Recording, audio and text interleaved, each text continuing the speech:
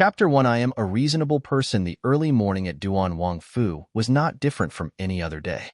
In the kitchen, the servants moved to and fro without any hint of hurry. Ma Posi, after delivering the required pastries to the Niyuan, came back to the kitchen with a group of Yahuan, but her face wasn't looking very well. "Hey, old sister, what's wrong? Why does your face look terrible?" Another Posi, wearing a dark button jiao, handed a cup of tea over to the other woman and exclaimed in shock, "Didn't you just go to the Zhangyuan 6 to deliver the cheese? How come? Don't even mention it. Wang Fei just woke up this morning. Rough labor servants like us couldn't even enter the yard. We only saw one of Wang Fei's attendants, Lu Gunyang." When she spoke to that point, Ma Posi took a long swallow of tea, looked around at the surroundings and lowered her voice to whisper, "I saw that the expressions of the people of Zhangyuan weren't right, so I hurried back." Hearing this, the Posi who wore the lined jacket sighed. With an attitude composed half being a spectator and half pitying, she said, "They hadn't even finished taking down the red canopies hanging in the Fu yet. Wang Fei had just married into the Fu for less than 2 months. After the wedding night, Wang Yi hadn't stepped a foot into the Zhangyuan. In the last few days of sickness, Wang Yi had only sat for a period before leaving. No wonder the people of Zhangyuan weren't looking very well. She once had the luck to see Wang Fei. She had been dignified, and her appearance had also been beautiful. She didn't know which of those aspects Wang Yi didn't like. "Don't say nonsense. I just saw one of Feng Si Fei's 11 Yuan come over." Both of them knew the words that Ma Posi didn't say. They stopped talking and went back to their duties. In the Zhangyuan, a host of Yahuan carefully waited upon the Wang Fei in her morning ablutions. A piece of first-rate silk brushed over fingertips that were as thin as green onions before being set to the side. There wasn't a hint of anger on the face of Chu Qingju, unlike the past few days as her black silk flowing freely. She lazily took off her wrist a green jade bracelet before casually throwing it into a carved mahogany box. "This color is too old-fashioned." Upon hearing this, Jean Jean paused slightly before waving her hand at the female attendants behind her. Several other boxes were brought before Chu Qingju. Inside, there were pairs of different bracelets. Gold-wrought, pearl-encrusted, jade, of all colors, and none of them were ordinary. Her gaze swept across the rows of bracelets. In the end, her final choice was an exquisitely carved blood-red jade bracelet that, when contrasted against the pale wrist, was unspeakably beautiful. Seeing the situation, Jean Jean's expression slightly changed. In the past, Wang Fei had resented the Phoenix Blood Jade Bangle 12 as being too garish and never worn it. Today, she had picked this jade at first glance. Thinking about the days since marrying into the Wang Fu, she felt bitterness in her heart. Before marriage, Wang Fei's personality had been warm and gentle. This would have been a virtue, but in a marriage into the imperial family, that personality was a handicap. Noticing Jean Jean's expression, Chu Qingju smiled faintly. She stood and spread her arms to let the maids dress her in her hand-picked wide-sleeved silk dress. 13. It was made from the highest quality of white brocade embroidered with shoe style. 14. Red plum blossoms. When the cloth swayed, it was as though there were real plum blossoms swaying in the wind. At the waist, there were a spice bag embroidered with 2 blossoming lotus flowers on a single stem and a jade-beaded laozi. 15. The long soft hair was coiled up into a face yinji. 16. A vibrant red peach blossom was drawn on the brow. Eyebrows like willow leaves. Lips as red as cherries. Just a glimpse was enough to be unspeakably bewitching. Pushing a luan bird, 17, and cloud buyao, 18, into her hair by herself, Chu Qingju slowly stood and enigmatically smiled as she looked out the winder. This time should be the time to pay respects. A few steps away from Jean Jean was Mu Jin who, upon hearing this, forced a smile and said, "Wang Fei, since you were ill the last few days, Wang Yi told the Hoyuan 20. So the Cheshire 21 wouldn't disturb your rest?" "Oh," gently caressing the red-stranded jade earrings on her earlobes, Chu Qingju leisurely sat down and adjusted into a somewhat comfier position. She accepted the warm water that Lu handed over to rinse her throat. Ting the lid back on the cup before wiping the corner of her mouth, she said, "Since that is the case, send somebody to each yard to deliver the news that Bin Wang Fei 22 has just recovered and has terribly missed all the Si Fei and the Shirchia. 23. The 40 Yahuan. 24. Upon hearing this, exchanged glances between themselves. Even if they didn't know the reason why Wang Fei's personality upon waking had changed so much, they still obeyed and left. Coming out of the main building, a slightly worried Jinzhan said, Wang Fei doesn't seem normal today since waking up. I don't know why. In this Wang Fu, everybody shows Wang Fei respect on the surface, but in their private time, they all go currying favor with that Si Fei in Shiyuan. 25. Wang Fei has been married for 2 months. Other than the first 3 days where Wang Yi stayed in Zhangyuan, he spent all his time with other concubines. It's humiliating for our Wang Fei. Yin Lu said with creased brows and a quiet voice, that Feng Si Fei has such an attitude. She really thinks that she's worth something. She's just a Chia. 26. Yuzan, hearing what Yin Lu was saying, looked around surreptitiously and after not finding anyone in the surroundings, came closer and said, Don't say too much. Even if Wang Yi favors, 27, Feng Si Fei, he still gives Wang Fei the respect she's accorded. Don't make trouble for Wang Fei. This is called respect, Yin Lu snorted. Thinking about her mistress' warm and soft personality, she sighed in helplessness. Whatever. Jin Zhan and I will go over to Feng and Jiang Si Fei. The second-rank Yawans can go to the other Shirchia. Mu Jin, who hadn't spoken, nodded. That's very good. Bai Luo and Pu Er are enough to invite Luo Shi, 28, and Han Shi. Among the Yahuan in Wang Fei's entourage, the first-ranked were named using flowers, the second using tea, the third and the heavy labor Yahuan had no guidelines. Mu Jin and the other 3 had followed Wang Fei from Changde Gong Fu, 29. So they naturally followed Wang Fei. But the Wang Fu was much more complicated. Before marriage, Wang Fei had been neglected by her stepmother and hadn't learned how to manage a household. Consequently, it didn't even take 2 months after entering this place that she had gotten ill. Mu Jin had always been worried for Wang Fei, but seeing that Wang Fei today had the desire to establish herself in the Wang Fu, she took a sigh of relief. She didn't worry that Wang Fei would fight. She would only worry if Wang Fei still had the personality of mud. Seeing that all the Yahuan had retreated out, Chu Qingju stood and walked in front of a very large copper mirror. The craftsmanship was excellent.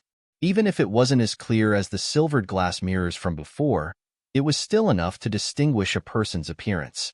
The girl in the mirror was only about 16 or 17. Her appearance was very beautiful. If she had lived in the era she did before, she would have been just a beautiful and proud high school student. Combing through the memories in her head, Chu Qingju sighed. Her father didn't care, her stepmother wasn't compassionate, her husband didn't have love, and there was a crowd of troublesome Chia. The original had had a soft personality. In this complicated Wang Fu, she had mysteriously gotten seriously ill and mysteriously became occupied by her, this woman who didn't know what warmth was. It could be said that she had gotten no justice even in her death. Wang Fei, the kitchen has delivered breakfast. From the outside came a slightly thin male voice. It was probably one of the Taijian, 30, that had been assigned according to the imperial protocols. In Chu Qingju's memory, the original were not very close to these Taijian, but was full of courtesy as they were appointed before Wang Yi had been titled, and during the time he had been in charge of the Department of Household Affairs, Dian's Hongsheng. 31. Start service. Playing with the strands dangling from the gold buyao, Chu Qingju turned to exit. Rui Xiang and Shu Kuei, who had been waiting in the neighboring room, quickly opened the curtains, one person holding them aside while another came over to support her to welcome Chu Qingju out. Both Rui Xiang and Shu Kuei were originally from the Wang Fu. They understood that even though Wang Fei treated them with courtesy, but compared to Yin Lu, Mu Jin, Jin Zhan, and Yuzan, there was a difference in the amount of trust. The events that happened in the previous days would have magnified the difference. It was their luck that Wang Fei was weak. If she was just a bit stronger, they would have been thrown out. Who else would let them stay as first-rank Yahuan? Sitting down at a round pearwood table carved with safflower, Chu Qingju's eyes swept across the table. A goblet of wine-stewed pork shoulder, a bowl of swallow's next porridge with strands of black chicken, accompanied by a multitude of similar fatty sides. The only dish that looked light was a small dish of sautéed lettuce stems. Waving away Shu Kuei, who had moved forward to serve her, Chu Qingju looked at the people bowing at the entrance with a smile on her face. You are the ones that deliver food from the kitchen? Wang Fei, Nukai 32, holds duties in the kitchen. Those people didn't why Wang Fei would ask such a question, but they replied without any fear on their faces. Such a good Wang Fu's kitchen. Chu Qingju nonchalantly leaned back on her seat. Under the confused gazes of the others, her face darkened and then her hand swept the goblet of wine-stewed pig shoulder to the floor. Very quickly, the room became saturated with the smell of meat. Take them away and beat them. Nobody managed to respond. They didn't know why Wang Fei, who had a personality as soft as mud, would suddenly act up, and so nobody moved for a time. What is it? This a Wang Fei, cannot command you now? Qingju's large eyes narrowed. She stood and looked at the people in the room. Or is it that you all feel that it is natural and proper for the kitchen to slight me? After being swept over by Wang Fei's gaze, everybody shook and managed to respond. A few of the Taijian and the stronger mamas, 33, rushed to the forefront and acted as they were going to drag the kitchen servants away. The servants that were dragged away didn't dare struggle and only begged for mercy. One servant even yelled slander, proclaiming that what they had served Wang Fei was the best food from the kitchen. Flashing a look at the servant shouting slander, Chu Qingju's brow rose and she said quietly, "What are you standing around for? Drag them down. Administer the punishment here. I want to see you carry it out." Upon hearing this, a quick-witted Taijian took out a handkerchief and stuffed it in that servant's mouth. He immediately started to drag the person towards the yard. The strength in his not-so-considerable body wasn't small. Seeing the situation, the others followed and dragged the others down. A few clever servants set up a table and chair before spreading out refreshments while waiting for Wang Fei to come see the punishment. What is that Taijian called? I see that he has some strength. Chu Qingju asked Shu Kuei, who was supporting her as she stepped out. Answering Wang Fei, that little Taijian is called Xiao Gaozi, 34. He sweeps the yard. Shu Kuei's voice held reverence that she wasn't even aware of, and even her movements were more subservient than in the past. It doesn't look like he is very tall. Why don't we change his name to Huang Yang, to be an interior Taijian? Chu Qingju smiled gently. When she walked out into the yard, the servants were already tied to the long benches and were under the long planks. Sitting down on the prepared chair, Chu Qingju mentally counted to 20. Then she slowly and calmly said, "Other than the one that talked back, stop on the other 3. Looking at the 3 who endured their pain as they knelt and thanked her, Chu Qingju raised her cup and took a sip. A lot of people here are likely very confused as to why I punished you. The heavy sound of flesh under blunt force rang in the ears of the 3 kneeling. They didn't dare wipe the sweat on their foreheads as they kowtowed and said they didn't dare. I'm a reasonable person, but it is just that you, as part of the kitchen, has become intolerable. I cannot do anything other than punish you." Setting down the cup in her hand, Chu Qingju's voice seemed slightly helpless. Even if Wang Fei didn't hold the favor of Wang Yi, she was still the Wang Fei that the emperor had personally decreed marriage on. Did a kitchen dare act intolerably to her? Even though everyone present felt something wrong, nobody dared argue. Didn't they see the person who had just been yelling slander was still getting a beating? Who in this Wang Fu doesn't know that I'm ill? The Tai, 35, had previously ordered what I shouldn't be eating. But look at what you have served every day. Chu Qingju gave a small sigh, her face full of sadness, almost as though she was a bullied stalk of little cabbage. 36. I know you cannot be bothered to treat an ill Wang Fei. I felt the same too. Death was an end. But since I've recovered, I want to have a good life. You purposefully deliver oily foods. Is it in hopes that I would get ill and die earlier? After finishing, she sighed in woe. If it wasn't that somebody was still enduring a beating, her look would have made others feel pity. The 3 servants started to kowtowing again, wanting to explain but didn't dare to. They were afraid Wang Fei would say disobedience against their Zhuzi and continue their beating. Seeing that the kowtowing had gone on long enough, Chu Qingju waved her hand weakly as though she had been severely wounded emotionally. That's fine. You can stop now and all leave. Finishing, she turned to Rui Xiang, who was right behind her. Give some ointment to them. These people must be essential in this Fu. We can't let them not attend to their vital duties. The four kneeling felt despair rise.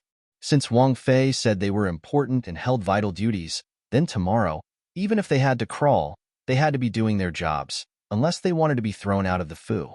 But they were servants that had signed a death contract. What good outcome would await them if they were thrown out? Finished ordering everything, Chu Qingju slowly stood and turned to look at the Si Fei and Shirchia that had arrived at some unknown time. Her face made a surprised expression. When did you all arrive? Since you are here now, then come in. Done speaking, she didn't care to what their faces showed. She took Shu Kuei's hand and walked into her rooms.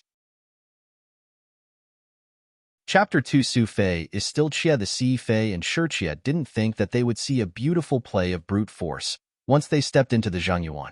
They looked suspiciously at Wang Fei and then at the servants who were at their limits due to pain, but didn't dare show it in their twisted expressions. What had happened here? Seeing that Wang Fei was walking into the room, the four didn't care whether if it was respectful or not and followed. Only Feng Si Fei, when she passed, ordered for the people get carried back. However, when she saw that no servant in the surroundings moved, her expression changed and she didn't speak further. At the front, Yin Lu and Jin Zhan lowered their heads as they guided the others along and held the curtains open for the four. From far away, they saw Mu Jin and Yuzhan coming over with meal boxes. They stopped walking and waited for the two to come close. Seeing that those two weren't clear as to what had happened, the four exchanged glances and looked at the servants who had suddenly become more obedient in the yard before lifting the curtain to enter the rooms. The rooms had already been cleaned. The smell of meat had been covered by burning fragrance. But Qingju didn't like the smell and couldn't resist looking at the flying cane and golden beast brazier. Rui Xiang went forward immediately to extinguish the incense, changing it for a fainter, less fragrant one. Seeing Wang Fei's expression relax slightly, she breathed a sigh of relief as well. Look at how clever Wang Fei's Yahuan is. No wonder that even Wang Yi complimented your Yahuan, Feng Si Fei said with a faint smile as she bowed slightly to Chu Qingju. She was laughing at the fact that a few days earlier, Wang Yi had taken one of Chu Qingju's Yahuan as a tongfang. Tuan. She dared to do so because of Wang Ye's favor, but no one else dared to follow. Who knew that when she finished, Chu Qingju didn't even spare a look at her, as though she, a living, breathing person, didn't even exist. The room settled into a heavy silence. Holding Shu Kuei's hand as she sat, Chu Qingju saw Mu Jin and Yuzhan entering with the meal boxes. She spoke. Serve it up. The boxes were opened. Various types of porridge were displayed out. A bowl of lotus and lily porridge, a goblet of 8 treasures chicken soup, a few small vegetable dishes and desserts that were elegant yet light. Steam rose from each dish. Just one glance was enough to see how much effort had been put in. It looks like there are at least some that have skill in the kitchen. Give those that cooked a reward of 5 taels, 2 of silver each. Chu Qingju held a fine ceramic spoon and took a taste of porridge. She looked at Han Qinghe, who was standing to one side. She was one of the Shirchia in the Wang Fu. Her status was very low, but she was very good at being obedient. Even if she wasn't very favored, it wasn't that she wasn't favored at all.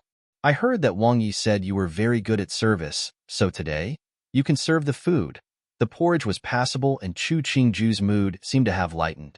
Seeing Han Shi dawdling about, she wasn't irritated but asked in a slow voice, "Oh, Han Shirchier isn't willing?" New 3 doesn't dare. Han Shi's face showed a hint of humiliation, but the person in front of her was Wang Fei. She was only a Shirchia, and it was in the natural order that she was to serve Wang Fei. Even if she didn't want to, did she dare do otherwise? The other 3 looked in disbelief at Chu Qingju, who had lowered her head to drink porridge. Was Wang Fei crazy? Even though Han Shirchia wasn't very favored, but she had been with Wang Yi for a long time, and was the one that had taught Wang Yi. Wang Fei, a not favored Wang Fei, really dared to order Han Shirchia to serve her food. Not caring what others were thinking, Chu Qingju blocked the chopstick of shepherd's purse, and pheasant Han Shi had picked up. I don't like this dish. Remember to not serve this one next time. Han Shi's expression changed slightly. The hand that held the chopsticks tightened, but she didn't argue. In the end, she only woodenly bowed. May Wang Fei have mercy. Nu has served Wang Yi for a long time. and assumed that Wang Fei would like the same dishes as Wang Yi. Nu thought wrong. This was telling her that she had seniority with Wang Yi. Chu Qingju smiled but didn't speak, turning her gaze to a dish of lettuce stems and pig stomach. Sometimes, silence was the greatest humiliation. Everybody could see that Wang Fei didn't even look properly at Han Shirchia, as though this woman wasn't different from any other Shirchia who had to hold curtains and serve food for the wife in other noble families. Chu Qingju took a long time to use her morning meal. Feng Si Fei and the others stood until their legs felt soft, but they never received a word to sit, so they could only stand at one side and look upon Chu Qingju elegantly ordering Han Shirchia to serve her food. Is there something Wang Fei has called us here for? Seeing Chu Qingju finally setting down her chopstick, the Si Fei Feng Zijin couldn't resist any longer. Her face still held a warm smile. Or did Wang Fei call us here just for conversation? Chu Qingju took the tea that Jinzan held to rinse and used rose and lemon water to wash her hands. The smooth cotton fabric wiped away the droplets on her fingertips. Chu Qingju finally looked at Feng Zijin. I've always heard that Feng Si Fei's personality was as soft as water, but today I've seen that this rumor is true. Your personality just as rushed and impatient as boiling water is. Standing to the right of Feng Zijin was Si Fei Jiangyong Su, who upon hearing this, buried her head deeper to disguise the smile at the corner of her lips. This Feng Zijin always loved using a warm and friendly facade to evoke the pity of Wang Yi, but Wang Fei purposefully said the exact opposite. It could be seen that Wang Fei didn't really have the personality of mud. It seems that this Wang Fei who had just entered the Wang Fu had her own way of doing things. Seeing Chu Qingju laughing at her expense, Feng Zijin felt anger rise, but the smile on her face became even warmer. Wang Fei is making a joke. Nu doesn't deserve such compliments. Wang Fei's open mind and innocent heart is what Nu and others admire. What Ben Wang Fei is like, the emperor already stated very clearly when the marriage was bestowed. Chu Qingju smiled as her gaze swept across Feng Zijin quickly, as though she was very surprised that a little Chia dared to discuss the behavior of a wife. The emperor's words are golden, his eyes are of a dragon, his pupils of a phoenix. He naturally sees more clearly than anybody else in this world. Anything that Feng Zijin wanted to say was blocked by these words. What could she say? Wang Fei had been handpicked personally by the emperor. She was only a little Chia. She couldn't say a word against the emperor. Even Wang Yi didn't dare say anything about that. As of the present, there were 4 imperial sons that had lived to adulthood. The emperor was reaching his 6th decade. The struggle for the throne hadn't floated to the surface, but underneath, it was already storms and clouds. No imperial son would want to throw dirty water on himself. Wang Fei dared to say something as audacious as this. It was clearly using the situation to her advantage. She was clearly relying on the fact that Wang Yi couldn't repudiate her, his wife. Thinking back to the words on the imperial decree of marriage, something like naturally outstanding, virtuous, and of good fortune. If the emperor declared Chu Qingju was virtuous and of good fortune, who dared say otherwise? Thinking there, the smile on Feng Zijin's face froze and she made a full bow. 5. Wang Fei, have mercy. Nu spoke wrongly. It is fine to say whatever in front of me, since once the door is closed, everybody is a member of Duan Wang Fu. But if you slip outside, if others say I cannot maintain discipline, it would be a minor matter. But if you shame Duan Wang Fu, it would be a different matter altogether. Chu Qingju sighed lightly. Technically, you have great seniority in this Wang Fu. I shouldn't need to say more. It has wasted my words. The fact that Wang Fei is concerned for us Nu. It is our honor. It is not wasted. Zhang Yongyu, who had been standing silently by one side the entire time, came forward and performed a bow. Nu may have spent more time in this Fu, but is not as respected and valued as Wang Fei and not as knowledgeable. Wang Fei's attentions have taught Nu.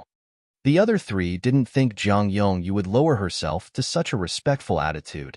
They felt disdain inside, but on the outside, their faces all showed looks of agreement.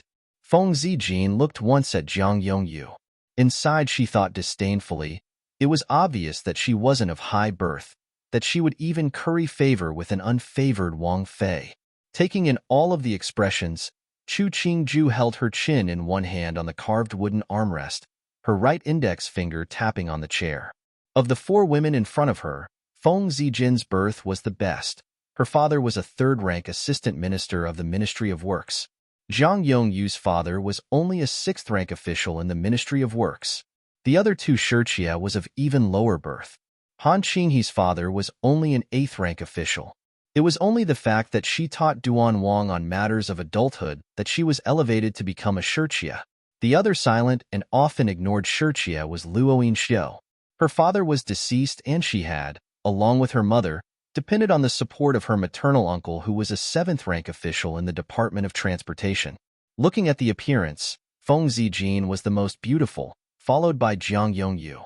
Similar to her name, Han Qinghe was very clean and Luoyin Xiu's appearance was just as unremarkable as her personality. These four simple-looking women and a few unable to be seen publicly Tongfang were enough to cause the original to be majorly ill. It could be seen that they weren't so simple after all. Naturally, it would be good to remember. Chu Qingju stood, holding Mu Jin's hand as she started walking outside. The four, seeing her movements, obediently followed to the yard. The yard had been cleaned, not showing any signs that would allow an observer to find that an hour ago, there had been people undergoing a beating. Squinting as she took a look at the sky, Chu Qingju then turned to look at the four women. Today's weather isn't bad. Accompany me on a walk. After so many days ill, I didn't have the time to develop a relationship with you. We will remedy that bit by bit from now on. In any other fu, when the wife was sick, which concubine didn't come to pay their respects? It was only the concubines in Duan Wang Fu that had the guts to only send presents but didn't come in person. The original endured, but she didn't have to continue. Listening to Wang Fei's warm voice saying words with a heavy undertone, Luoyin Xiu, who had the least courage, couldn't help but shudder. She had originally thought to pay respects daily, but Feng Fei didn't do so.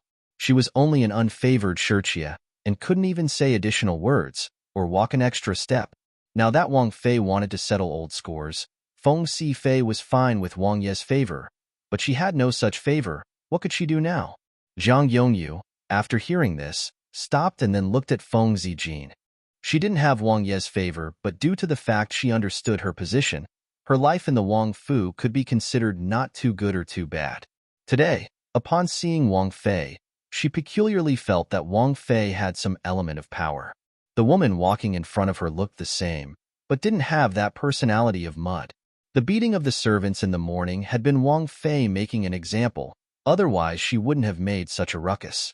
Any nobleman with no problems in their brain would always give the wife some measure of respect, especially somebody as intelligent as Wang Yi. In the past, Wang Fei had been soft and didn't care to take up the issues, and so nothing had happened. Now that Wang Fei wanted to bother with it, nothing would be smoothed over just because Feng Zijin was favored. Wang Fei didn't have the attention and love of her father and stepmother at home, but she had an influential maternal family. Wang Yi wasn't a person without any ambition and naturally knew how to respect his wife. She looked sympathetically at Feng Zijin, who was walking in front of her once. Then Jiang Yongyu shifted her gaze away. She saw that a procession that was making their way towards them. At the very front was the master of this fu, Duan Qinwang.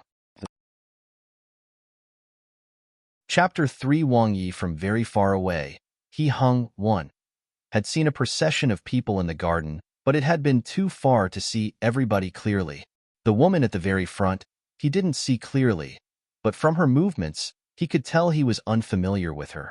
Minghe, can you see who is it at the front?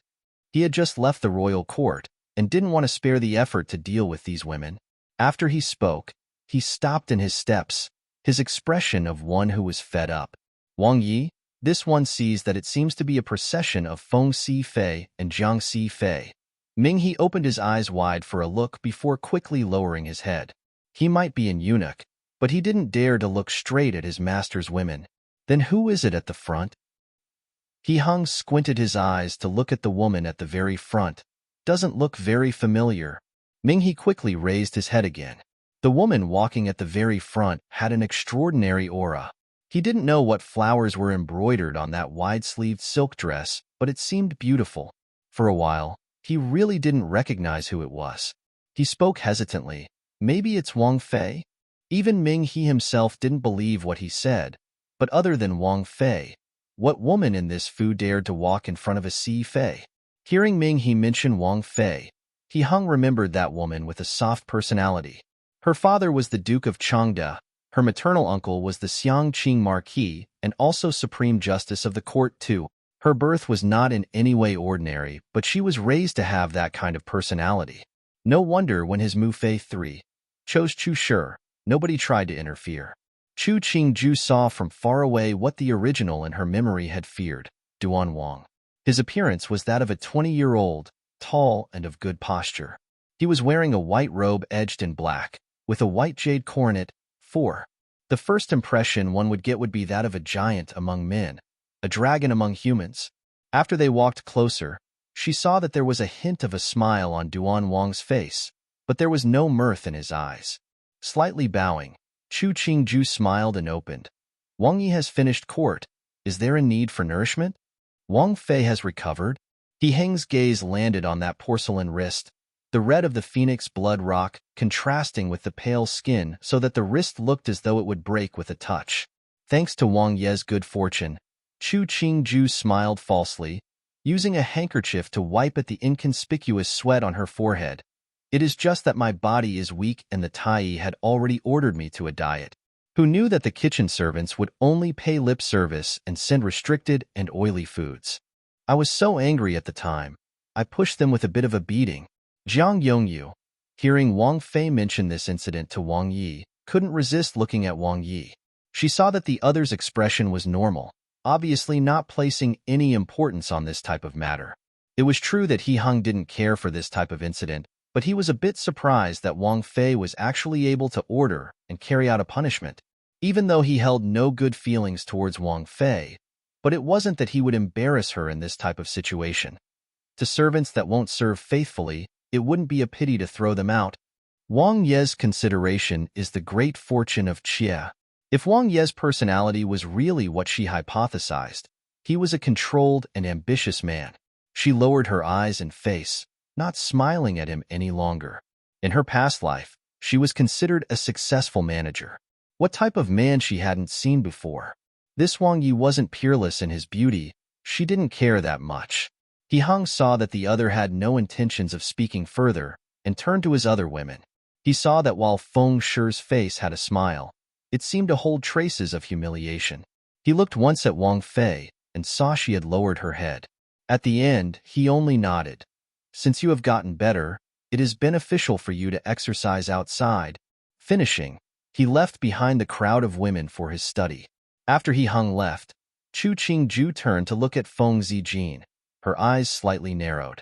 She reached out with her right hand to lift a fine and glowing chin, and used a tone softer than silk. This face of Feng Si Fei. The more you look, the more you fall in love. Finishing, the thumb smoothed over the curve of the face until it felt Feng Si Fei shudder before retreating. She used her handkerchief to scrub gently at her thumb and index finger. That's fine. I'm tired. You can all leave now. Finishing, she held Jin Zhan's hand and turned to leave. Feng Zijin looked at the handkerchief that Wang Fei had thrown to the ground after she took 3 steps away, and her face, which usually held a warm smile, froze in anger. This was a great humiliation.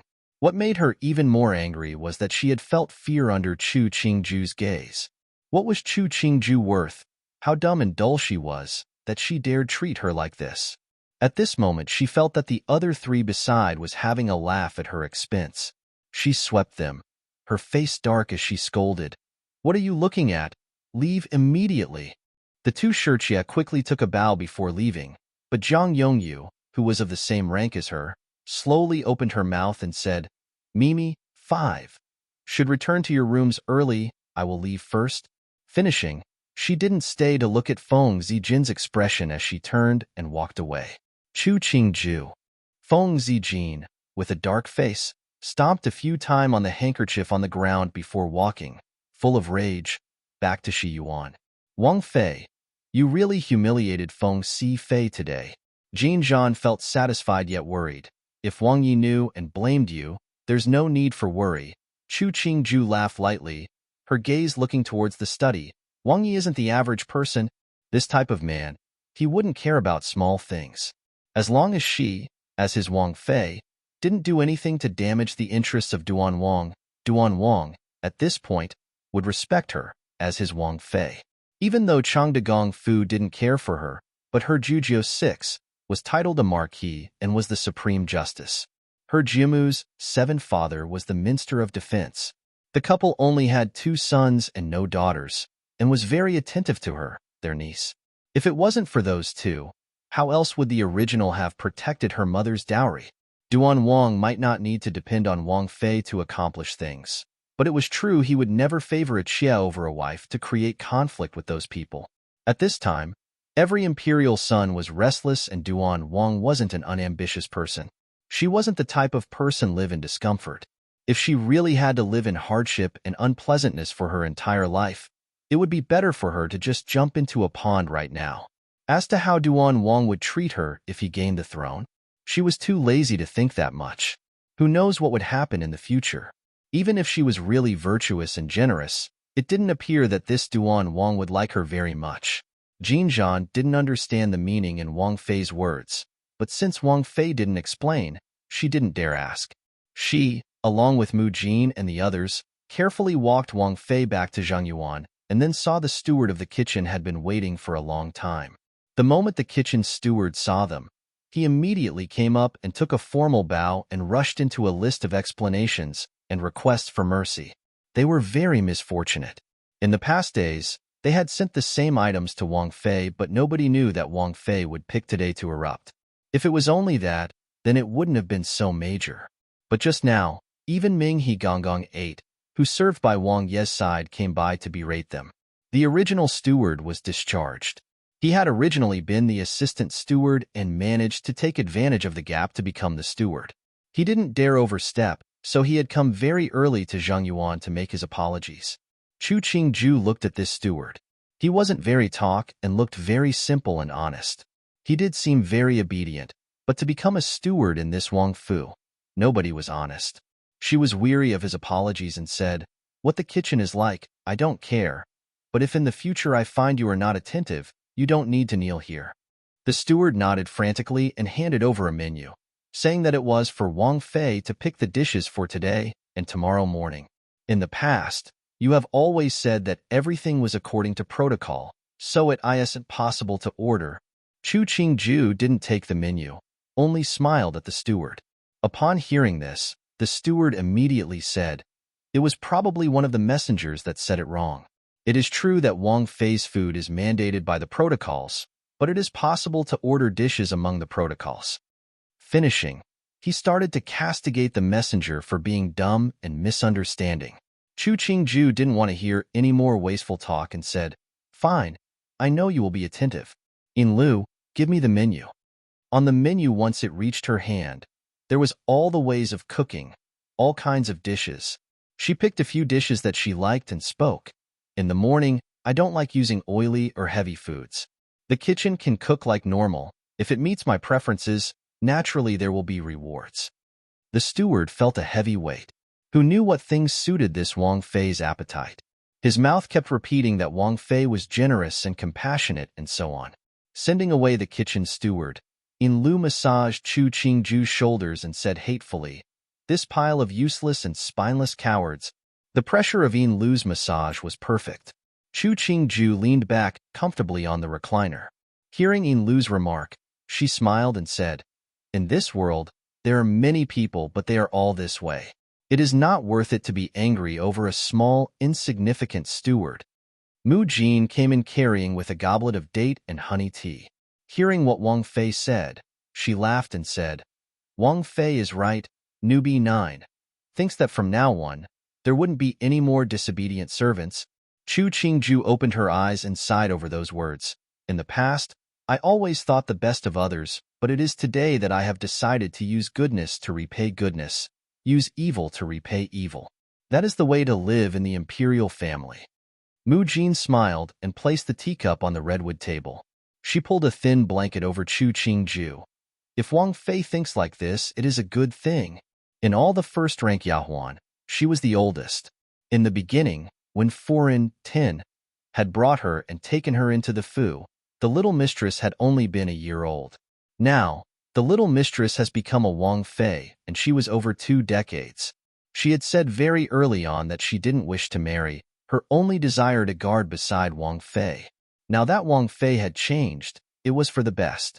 Chu Qingju looked at Mu Jin and thought back to the meaning of the flower Mu Jin. Resolve. This name was appropriate for this woman in front of her. It was one of the good things the original had, this Yahuan who always wanted the best for her. Closing her eyes, Chu Qingju didn't look at the sincere concern in the other's eyes. Mu Jin's wish, I understand. Mu Jin's eyes became red, but she smiled and said, Wang Fei's words are embarrassing, newbie. Finishing, she covered her face and left. In the study, he hung folded closed a missive and waited for it to dissolve in a bowl of water before saying to Ming He, don't touch what's happening in the south. Deji 11, and Sandy 12, is fighting very fiercely. It's better for me to watch from the sidelines. Ming He nodded. He saw the pieces of the missive dissolved in the bowl and turned to a new topic. Wang Yi, the people in the kitchen have been reprimanded. The new steward seems to be a smart one. He already went to Zhang Yuan to ask for mercy. He Hung nodded and didn't pay much attention, only saying, Chu Shi is Bin Wang's D13 wife. What she is due, she will receive. Thinking back to Chu Shi's vibrant new appearance that was contrary to the past plain one, his brow moved slightly. As to how Wang Fei does in the future, we will wait and see. Ming He nodded silently. This was between the Zhuzi and the female Zhuzi. He was a servant and naturally had no opinion. But he kept on sensing that today's Wang Fei was different from before. It wasn't just the change in wardrobe, even the gaze had changed. As the main steward of the Fu, he had seen Wang Fei a few times before. He kept on feeling that Wang Fei seemed to have from an unnoticeable gray bunny transformed to a fierce female fox. Recognizing he was guessing about his masters, Ming He buried his head deeper. Amitofo, he should be punished. Chapter 4 Embarrassment. A new day had arrived. The Si Fei and Shirqia of the Wang Fu obediently came to the Zhang Yuan to pay their respects.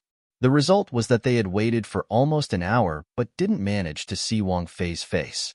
The other 3 were still all right, only sitting there woodenly. But Feng Zijin's face showed a hint of impatience. Even so, even she didn't dare turn and leave. Taking a drink of tea to suppress the impatience inside, Feng Zijin asked in a quiet voice to her Yahuan behind her, Chunyu, what time is it now? Chunyu looked outside. The sun had already risen. She could only say, Mistress, it's already past 9. Zhang Yongyu coldly observed the motions of Feng Zijin and her servant. She lowered her gaze to her lotus-colored dress as though she was an unfeeling piece of wood, waiting for Wang Fei to arrive. After another 15 minutes, they finally saw Wang Fei's first-ranked Yahuan Mu Jin slowly walk out, a face full of remorse. She bowed deeply to the 4. Su Fei and Yin Yang. 1. Please return.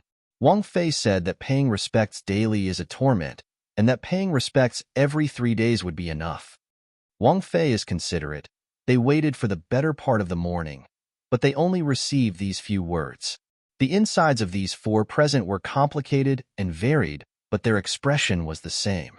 As one of the Si Fei and the senior one on top of that, Zhang Yongyu came up front and smiled, agreeing, then we wouldn't disturb Wang Fei any further. Wang Fei is very busy every day. If there had been a notice yesterday, there would be no need for a disturbance today. It was us that was rude. Feng Zijin smiled mirthlessly and followed with, I am a rough kind of person, very undisciplined. I'm never good at the fine details, so Wang Fei will have to forgive me. Listening to Feng Si Fei's ambiguous words, Mu Jin's smile didn't waver and she bowed again. Feng Si Fei has no need to worry. Wang Fei is always lenient and wouldn't be moved to anger over small things. The 2 pairs of eyes met. Mu Jin's gaze held laughter, a lowered chin giving the impression of respect. Feng Si Fei's smile gradually became colder and in the end, she only took her Yahuan Chunyu and Xia Yun and left. The other 3 were much more courteous and left the Zhang Yuan with smiles on their faces. Coming out of the Zhang Yuan, the 3 released a breath. Luo Yinxiu couldn't help but say, now Xingyuan's atmosphere has become frightening. Zhang Yongyu smiled, but there was no mirth in her eyes. That one is Wang Fei. Whether I am favored or not, I cannot displease her. Han Qing, he was the eldest among those four, and had been the Yahuan arranged by the Department of Household Affairs to Wang Ye's side to teach him about adult matters. She didn't like what Zhang Yongyu said, but she couldn't help but agree on the inside. She had assumed that Wang Fei would get her to serve at breakfast again, but who knew that she made them leave without even showing up? If there is Wang Ye's favor, then it's fine.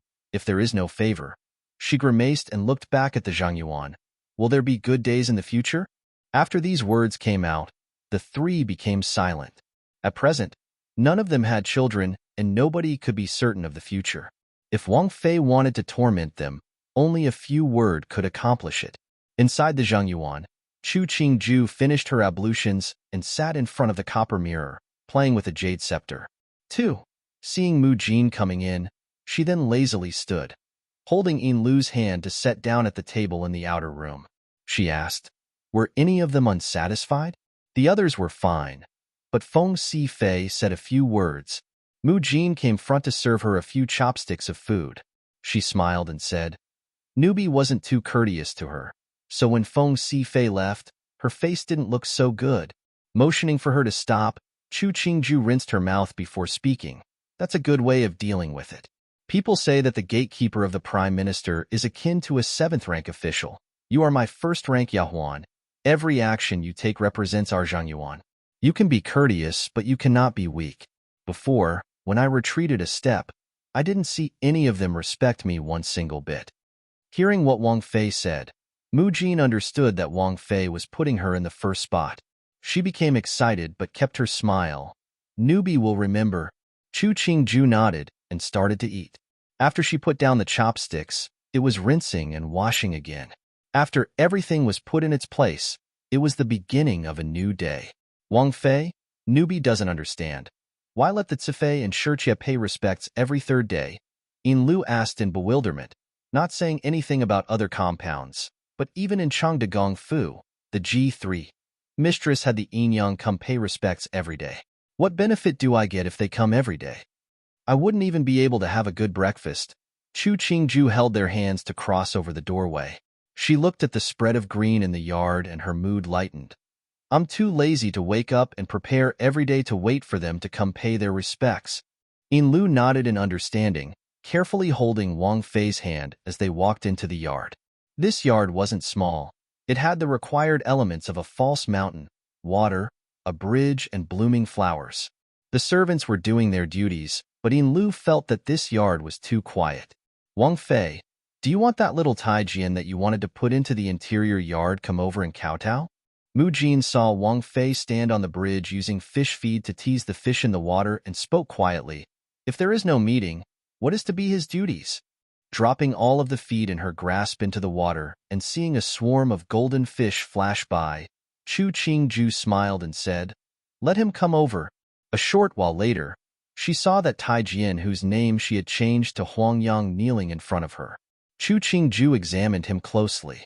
His face was clean and seemed very obedient. She smiled suddenly. Stand up. The Taijian in this yard need a leader. In the future, you will be in charge of these Taijian. As to what you need to do, you just have to understand inside. After her words, she saw this Huangyang kneel down again to thank her. Chu Qingju looked once at Mu Jin. Mu Jin has served many years at my side. If there is anything you do not understand, you will ask her. Huangyang confirmed and bowed to Mu Jin. Mu Jin returned the greeting and laughed. Wang Fei has selected you because you were obedient. You should try to live up to Wang Fei's hope. Please don't worry, Mu Jin Gunyang. Nu will be careful in service of Wang Fei. Huangyang didn't say any superfluous words. It could be seen that Wang Fei didn't like listening to useless things. Seeing the situation, Mu Jin nodded inside. He didn't seem to be of any great use, but at least had a good eye for detail and wasn't so dumb. What Wang Fei had just said, it was to make declare that all the servants in the Niyuan would be under her charge. She had no way of reciprocating except take note of every small thing and always putting Wang Fei first. Huangyang hadn't thought that he would receive Wang Fei's attentions, and he was ecstatic on the inside. To say nothing of bowing to Mu Jin, if he had to kowtow a few times, he would do it willingly. After retreating, His face finally revealed his state of excitement. Turning his head back to look at Wang Fei on the bridge, he thought, who said Wang Fei was a wood-like person. He didn't think there was a woman in the Wang Fu that could outcompete Wang Fei Yang. 4. Seeing Huang Yang retreat, Chu Qingju sighed and leaned in boredom on a post on the bridge. She suddenly heard a serene stream of flute music from far away. The sound was both full of worry and like the cries of a woman. She looked in the direction of the flute and asked suspiciously, "Why is there flute music at this time?" The faces of Mu Jin and the others changed slightly, but nobody spoke. Seeing the situation, Chu Qingju smiled and said, "Or is it that I am forbidden from knowing this? Wang Fei, over there is Cui Yuan." 5. Supposedly, a Huakue 6 that one of the officials gave to Wang Yi is living there. Mu Jin, seeing Wang Fei didn't seem affected, continued onwards. Newbie heard this Huakue called Yunqing is famous in the capital. She's skilled in the zither, go, calligraphy, and painting. Wang Yi frequently visits her, but Yunqing Gunyang's personality is very virtuous, so she is still a Gunyang. The meaning was that Wang Yi hadn't managed to get a taste of this Huakue yet. Chu Qingju laughed, and her interest in the flute halved. If she was really noble and virtuous, who would let another gift her into this Wang Fu and then put out this attitude? Seeing but not touching was an eternally successful skill of all beautiful women. She clapped her hands, and then Chu Qingju held Yin Lu's hand. "Let's go elsewhere." They hadn't walked a few steps before seeing an unfamiliar little Tai Jian run over. Upon seeing Chu Qingju, he made a full bow. "Nukai Xiao Ganzi greets Wang Fei." Wang Yi has commanded Nukai to tell Wang Fei he is coming over to Zhengyuan for the noon meal. Ben Wang Fei knows. It took a few seconds for Chu Qingju's brains to remember that this Xiao Ganzi was one of the frequently used Taijian of Duanwang. She nodded to confirm her understanding. "Wang Yi has returned already?" Xiao Ganzi answered, "Back already, but hasn't entered the Fu yet when he met the Royal Highness Chengwang 7. So he let Nukai send a message. It will probably be a while before his return." It was like that then. The sounds of the flute Cui Yuan, did they appear due to Duan Wang's presence? That time would have been the time that Duan Wang was returning. The flute sounds were too much of a coincidence. It was so sad that nobody was there to admire such beautiful sounds. Why didn't she go take some pleasure from it? Since Wang Yi wouldn't be returning very quickly, then let the kitchen prepare the noon meal. Somebody go to Cui Yuan and inform them that Ben Wang Fei likes Yunqing Gunyang's flute and will visit shortly. Chu Qingju touched the butterflies in flight of the buyao in her hair and smiled happily. Xiao Ganji stood in shock for a beat before bowing and leaving, turning towards Cui Yuan. Even though Wang Yi had some minor interest in that women living in Cui Yuan, but as somebody who had served at Wang Ye's for many years, he understood that a small, insignificant Huakue wasn't as important as Wang Fei. Entering Cui Yuan, he saw Yunqing Gunyang who was playing the flute under the grape trellis. He didn't pay attention to the others' music. Walking forward, Xiao Ganzi stated, "Yunqing Gunyang, Wang Fei enjoyed your flute. In a short while, she will be deigned to arrive, so please prepare." The sounds of the flute instantly stopped. Yuqing looked coldly at Xiao Ganzi and faintly said, "My place here is much too small. It isn't worthy for Wang Fei to lower herself to come." Hearing this, Xiao Ganzi laughed strangely. "Whether your place is good or not, I do not know, but it is an honor that Wang Fei wants to come. You only have to prepare. Or does Wang Fei have to report to you? Just a plaything. Did she really think she was of importance? This entire Wang Fu, unless it was the few used by Wang Yi, who dared to talk back to him this way? She was just too shameless and ignorant." Yun Qin saw Xiao Ganzi sweep away, her youthful face turning colors, unspeakably grotesque. Chapter 5 I am a protector of beautiful women. Cui Yuan was located in the west side of the Wang Fu. It was a bit out of the way, but the surroundings were neat and quiet. Chu Qingju held Mu Jin's hand as she traveled through a half-moon door, and Cui Yuan's entrance was in sight. The mamas guarding the door and the steward of Cui Yuan had been waiting at the door. Seeing Chu Qingju, they quickly came up with smiles on their faces. The kitchen incident had already been spread to the entire Wang Fu. In a flash, no one dared to disobey Wang Fei. Didn't they see that even Wang Yi was on Wang Fei's side? They were only servants. Who dared offend the Zhuzi? Newbie greets Wang Fei. The mama who was the steward came forward and made a full bow. She then looked fawningly at the first-ranked Yahuan. Refreshments have been prepared inside. Wang Fei can come in and rest. I hope it didn't trouble you. Chu Qingju inclined her head slightly. Disregarding the ingratiating smiles on the gatekeeping and steward mamas, she walked gracefully into Cui Yuan. Wang Fei clearly was very courteous to them, but the two mamas felt that Wang Fei was full of nobility and pushed their own attitudes lower. Cui Yuan wasn't very big, but it was of high quality. Chu Qingju scanned the surroundings and at last, her gaze landed on the white-clad woman in the middle of the yard. Her hand holding a flute, the woman was very beautiful, wearing a wide-sleeved silk dress, almost as though she was untouched by mortal sins. She really didn't look like a huakue that came out of a prostitute house. This was the first time Yunqing met the Wang Fei that was rumored to be not favored by Wang Yi. She had thought that it would just be a normal woman, but who knew it was such an eye-catching woman? Phoenix eyes and brows like the willow. She had a Phaeacian hair arrangement, the jewel on the headpiece perfectly falling between her eyebrows, contrasting with the porcelain skin. She wore a wide-sleeved dress made of shoe brocade the color of moonlight. It was so fitting and beautiful that it appeared as though the dress was made to be worn by her. Just the two ornaments tied at her waist were more valuable than all the belongings she ever had. This was the rumored Duan Wang Fei? Yunqing's mind stopped, and she strangely felt inconceivably inferior. The hand that held the flute tightened.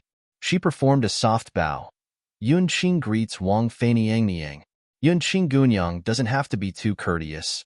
Holding Mu Jin's hand, she sat down at the carved mahogany table underneath the grape trellis. She took a sip of the tea that a little Yahuan presented. This tea is not bad. The water for this tea comes from the dew that I collect every morning. To be able to receive Wang Fei's compliments, it hasn't wasted my efforts. Wang Yi also likes this tea. Yunqing went forward 2 steps and smiled as she replied. Mu Jin heard how she addressed herself and frowned. She saw that Wang Fei's expression didn't change, and her own expression recovered.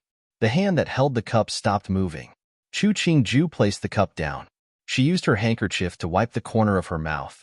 I think that Yunqing Gunyang knows why Bin Wang Fei has come. I do not know if I have the luck to admire Yunqing Gunyang's flute. She didn't have the interest to drink the dew of this flower or that grass. Who knew if it was clean or not? Wang Fei, I'm not one of this foos musicians. Yunqing's face turned pale, as though she was humiliated, as she gazed at Chu Qingju. Yunqing's skill is poor. I don't dare let it enter Wang Fei Nyang's honorable ears. The moment the words came out, the entire yard suddenly quieted. One of the Yahuan that served Yunqing was frightened to the point of visibly shaking. She wanted to curl into a ball, and didn't have the courage to even look in Chu Qingju's direction, smiling at the other's attitude as though she would die rather than comply. Chu Qingju threw the handkerchief she used onto the table, her hand supporting her chin, one slender hand picking a fine piece of pastry. How dare you? Mu Jin's face darkened. Just a huakue that somebody gave as a present to the Wang Fu. How dare you talk to Wang Fei in this manner? You really are something that came from such an unclean place. No sense of good behavior. Come, slap her mouth. Yu Qing's eyes suddenly widened. She didn't believe that Wang Fei would act against her. Wasn't she afraid that Wang Yi would feel she wasn't virtuous? Before Yunqing could finish her thoughts, she felt pain appear like fire on the left of her face. The person who had slapped her was the steward mama that always fawned over her in the past. She covered her face and exclaimed in a trembling voice, "You dare? Yunqing Gunyang. Sorry for the offense." The steward mama had a crying face as she gave Yunqing a few more slaps. Inside, she despaired. Today, she offended Yunqing and potentially enraged Wang Yi, but if she didn't offend Yunqing, she would definitely offend Wang Fei. She could only blame her bad luck to have been sent here to serve. Originally, she thought it would be a profitable position, but who knew that she would have to face the ugly truth. The beauty, after suffering the blows to the face, her originally beautiful visage became a sorry figure. Chu Qingju raised her head and her eyebrow rose. What are we doing? Bin Wang Fei is a protector of beautiful women. Yunqing Nuniang is virtuous and innocent. You cannot create difficulties for her. Finishing, She looked playfully at Mu Jin. Mu Jin apologized to Yunqing Gunyang. In the past, I saw that Yin Lu was the impatient one. I didn't think you would learn from her. The people present lowered their heads silently. Hearing Wang Fei scold Mu Jin Gunyang, they couldn't help but think in their minds that this was slapping somebody and beating them into the ground before saying that they were not violent. With this kind of strategy, Wang Fei wasn't a wooden person. If she was made out of wood, it was the soft and flexible willow tree. She let somebody get beat up, and then made them have to rage against the wind for being too harsh, causing the willow to accidentally whip somebody. Mu Jin heard Chu Qingju's words and went forward a few steps. She stopped 5 paces away from Yunqing and bowed. Yunqing Gunyang, please forgive me. Newbie has offended you today. Yunqing pushed aside the old posy that was in front of her. She covered her face with one hand and stared hatefully at Chu Qingju. Mu Jin Gunyang is too serious. You are an important person of Wang Fei.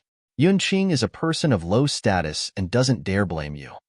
Chu Qingju's index finger gently tapped on the tabletop. Hearing Yunqing's words, her eyebrow rose and she smiled. Wang Yi feels heavy affection towards Yunqing Gunyang. How can you not be less than Mu Jin as a little Yahuan?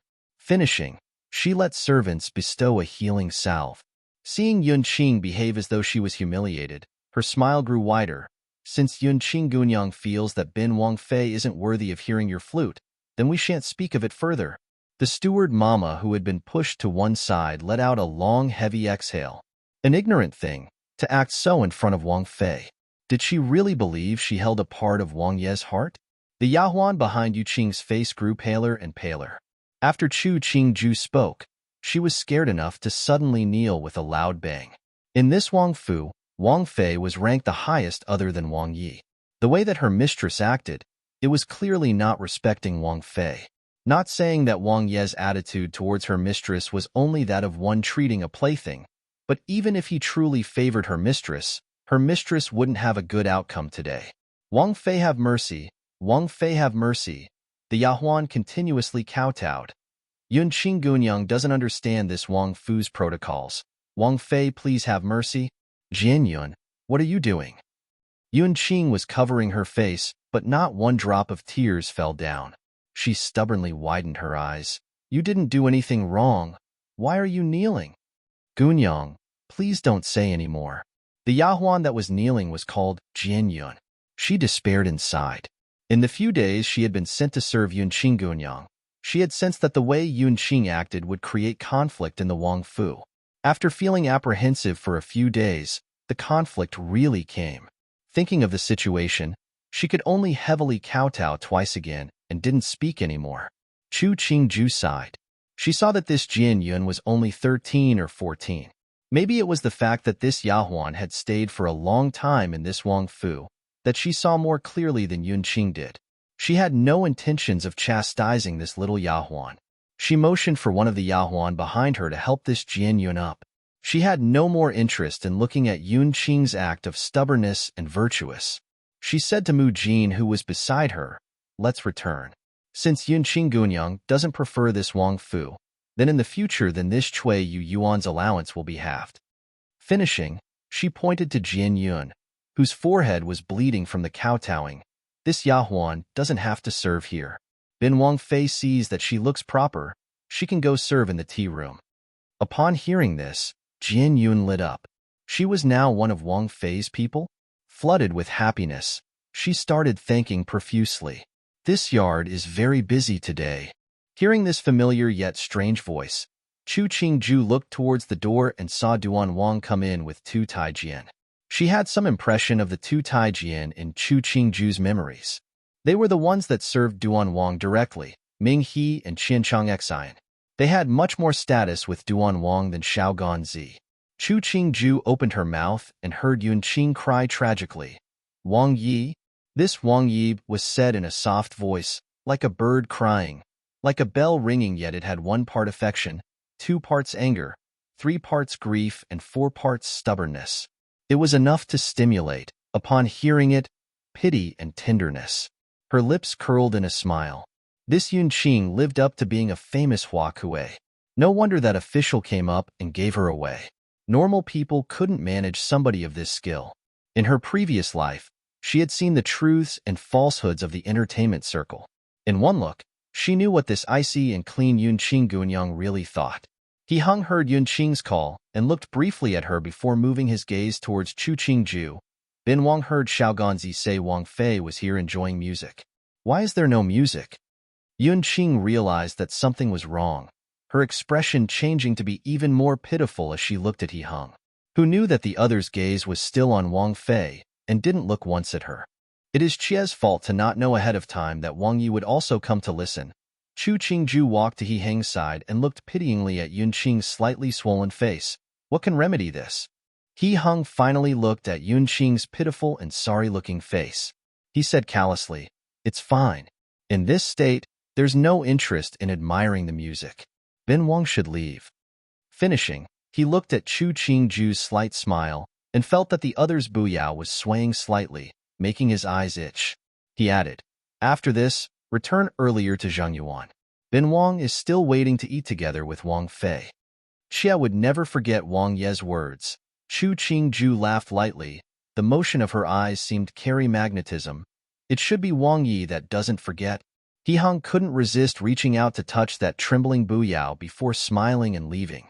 Walking out of Cui Yuan, he turned and looked back once at Cui Yuan before saying to Qianchang Xian and Ming He, "Bin Wang remembers that there was a finely crafted golden luan in flight buyao in the stores. Get somebody to deliver it to Zhenyuan for Wang Fei to wear for her amusement." Qianchang Xian and Ming He exchanged glances and quickly confirmed. They both were struck with realizations. In the past, they had only seen Wang Fei's soft and weak nature. Only today did they know that they had been wrong. Her actions was both cruel and deft. What they also didn't predict is that Wang Yi actually wasn't angry and seemed to be letting Wang Fei have a free hand in managing the Huiyuan. After He Hung left, Chu Qingju looked at Yunqing, who had a gloomy expression. She smilingly held Mu Jin's hand and swept the yard before speaking. Bin Wang Fei said before, "Bin Wang Fei is a reasonable person and a protector of beautiful women. Today, you didn't respect rank, which is a big mistake. But since beautiful women are rare, I will forgive you today." Finishing, she lazily blinked and looked at the steward Mama.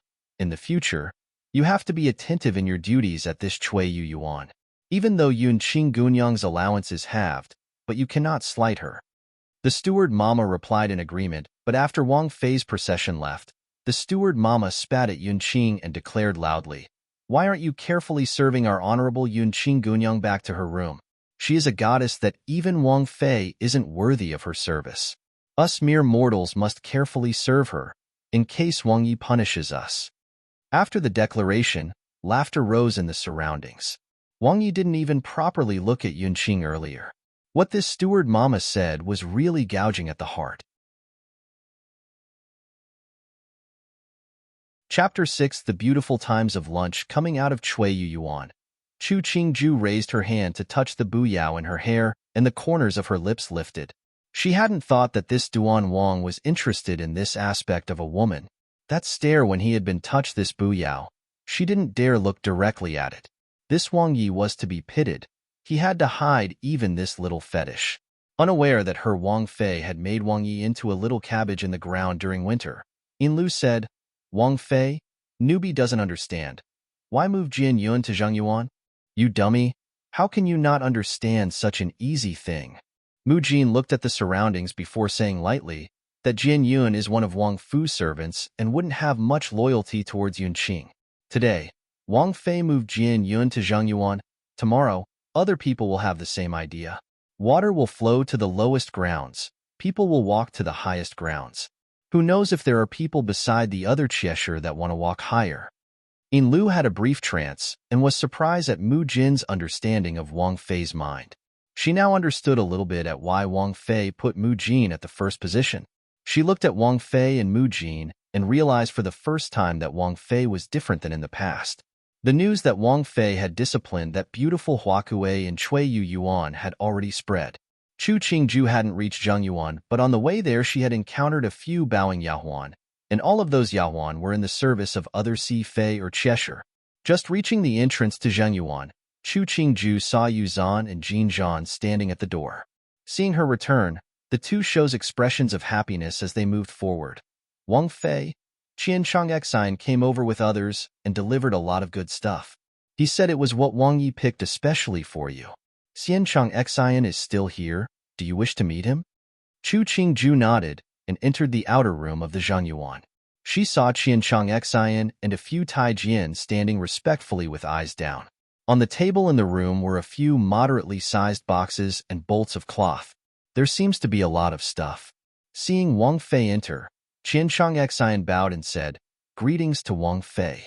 These are what Wang Yi ordered Nukai to deliver to you." Wang Yi also said, if Wang Fei needs anything else, to just order the servants to do. Thank Wang Yi for me. Chu Qingju opened the box on the very top. Inside was a speckled blue-green jade sparrow hairpin. She smiled as she closed the box. Qian Gonggong had to make a special trip. It must have been such a bother. No bother, no bother. Qian Changxian quickly replied to the contrary, and with both hands presented a box with good fortune embossed on the top. This box, Wang Yi said, specifically ordered Nukai to present to Wang Fei in hopes that Wang Fei would like it. Mu Jin received the box and delivered it into Chu Qingju's hands. Chu Qingju opened the box, her eyebrows raising slightly. She took it out with her hand, and the room instantly filled with sighs. It was a Luan Biao, but the craftsmanship was impeccable. A slight movement created the illusion that the bird was alive and in flight. Mu Jin stood the closest and was able to distinguish every line on the wand. The eye was an inlay of bright agate. Mu Jin was instantly dumbstruck. Such a beautiful buyao. Even Chu Qingju was shocked into exclaiming, this was a masterpiece. Even in her previous life, she hadn't seen such an intricate piece. This was probably the legendary nobility of the imperial house. Chu Qingju smiled widely and looked at Qian Changxian. Thanks for your labors, Qian Gonggong. I really like this buyao. Ming He, who had just passed the entrance, saw this smile and thought inside that this smile was blinding. Even Feng Xifei and Yun Qinggunyang in comparison would be less vibrant. He couldn't resist looking at Wang Yi, who was walking in front of him, and wonder what Wang Yi thought. Liking it means that it has a use. He walked in front of Chu Qingju and took from her hand the buyao, personally replacing the buyao she had originally in her hair with the new one. The roomful of servants all lowered their heads. They couldn't gaze upon the intimacy of Wang Yi and Wang Fei. After Wang Yi spoke in admiration, then did they dared raise their heads. It suits you to perfection. He stepped back and looked at the buyao and the black strands. A satisfied expression appeared. Wang Fei's hair is as black as night and contrasts beautifully against this buyao. An embarrassed smile appeared on Chu Qingju's face. She lowered her head to avoid meeting Hang's gaze. She was a vain woman. She liked other people complimenting her. But this person in front of her that complimented her wasn't that simple. She didn't believe that this was purely a compliment. The two hadn't interacted together for long periods before, so after they sat down, they didn't have much to say. Thankfully, the presentation of food disrupted the silence between the two. The protocol was to not speak while eating, so when the two remained silent during eating, there wasn't an awkward atmosphere. Chu Qingju looked at Hang's eating and had to admit that this man in front of her had the most beautiful eating motion of all she had seen before. Those motions were much more soothing to the eye than the so-called higher nobility of her previous life. The supposed feast for the eyes was this situation. The state of Hong was enough to arouse the appetite of Chu Qingju, who couldn't resist adding another bowl of rice. But in the eyes of others, it became of course. Wang Fei is definitely in love with Wang Yi. With Wang Yi here, she would even eat more. Hong hadn't thought that Chu Qingju would be so casual in his presence. In front of him, the other women in this fu would take small sips of soup and quietly eat vegetables. When it came to Wang Fei, he kept on feeling strange with Wang Fei's gaze on him. After the meal was finished, Chu Qingju saw the Yahuan that knelt in front of her with a copper bowl raised high. She quickly washed her hands and let the others stand to the side. Hong looked at Chu Qingju before taking away his gaze. Now that Wang Fei has recovered, Bin Wang feels much less worried. In the future, you should manage this Hoyuan well. If you don't understand anything, don't worry. Qian Changxian and Ming He are the stewards of this fu. Any problems can be given to them. Taking the silk handkerchief that Mu Jin presented to wipe her hands, Chu Qingju said, these past days, Jie's body was constantly ill. and couldn't help Wang Yi manage the Hoyuan. Xie is embarrassed to face Wang Yi. Finishing, she looked at Qian Changxing and Ming He who were in the corner. These two were very good at managing the big and little things. In the future, Xie wouldn't have much to worry about. Hearing Wang Fei's words, Qian Chang Xian and Min He buried their heads deeper to express their humbleness and respect. Even if Wang Yi depended on them, Wang Fei was the true mistress of this Wang Fu. Wang Fei taking charge of Hoyuan was the natural order of things. What was the two of them? Putting the tea for rinsing to one side and wiping clean his mouth, He Hung saw Wang Fei, with a smile on her lips, lean back lazily on her chair. The corner of his own mouth rose. When they were in charge, this Hoyuan was a mess. In the future, you will have to spend effort. He lowered his face, looking at the green flowers on the teacup on the table, as though he didn't place any importance on the women in the Hoyuan. You are Bin Wang's Zheng Fei. The others cannot compare to you. These words were probably a pretty impressive promise that a man of the imperial house would make to his big wife. Chu Qingju looked from the corner of her eye towards He Hong, and at the same time, the other raised his head. Their eyes met and both allowed the smile on their own faces to become even more friendly, as though they were an old couple that had no visible flaws. Xie has no skill but can only make the best effort to help Wang Yi find a place to relax at home, if nothing else. Chu Qingju's smile became blinding. The trust that Wang Yi places in Xie is Xie's honor. He Hung looked at the bright smile of the woman in front of him and thought about her birth. She was a daughter of Chang de Gong Fu, but soon after her birth mother passed away. The fact that the Duke of Changde liked his second wife had already spread through all of the city of Jing. It was rumored that the two had been involved even when the original wife had been pregnant and had been expressing his emotions through borrowing from the poems of Luo Shan. 2. He had actually used the poems of Luo Shan to name his daughters, which had been the subject of much admiration of many wives and girls in the city of Jing. Unfortunately, they all forgot the previous Duchess of Changde and her young daughter. Actually, his own Wang Fei's name came from. She wore shoes embroidered with delicate designs. What trailed behind was a garment as light as the mist. 3. He named the daughter born by his deceased wife using a name that represented the depth of love he had with his present wife. The Duke of Changde was either too in love or had no love, but what was certain that this daughter born by his previous wife was to be pitied. Thankfully, she had a reliable maternal family. Otherwise, it wouldn't be certain that she would have grown up. The He Hong, which had grown up in the imperial family, was very clear about those dark schemes. Wang Fei's personality after the marriage was dull. He hadn't been surprised. But these 2 days, he was very surprised at what Wang Fei had done. Was it that his Wang Fei in the past, living in Changde Fu, had suppressed herself in order to survive, and was really showing her true self now that she was at Wang Fu? Chu Qingju wasn't interested in what He Hong thought. She leaned back in the chair with a smile on her face, waiting for He Hong to speak first. This man wasn't simple. She didn't want to speak without preparation and make it difficult for herself. Wang Fei does not have to worry needlessly. You are Bin Wang's Wang Fei. Your position is high. If the servants in the Fu do not perform well, then just discharge them. He Hung narrowed his eyes.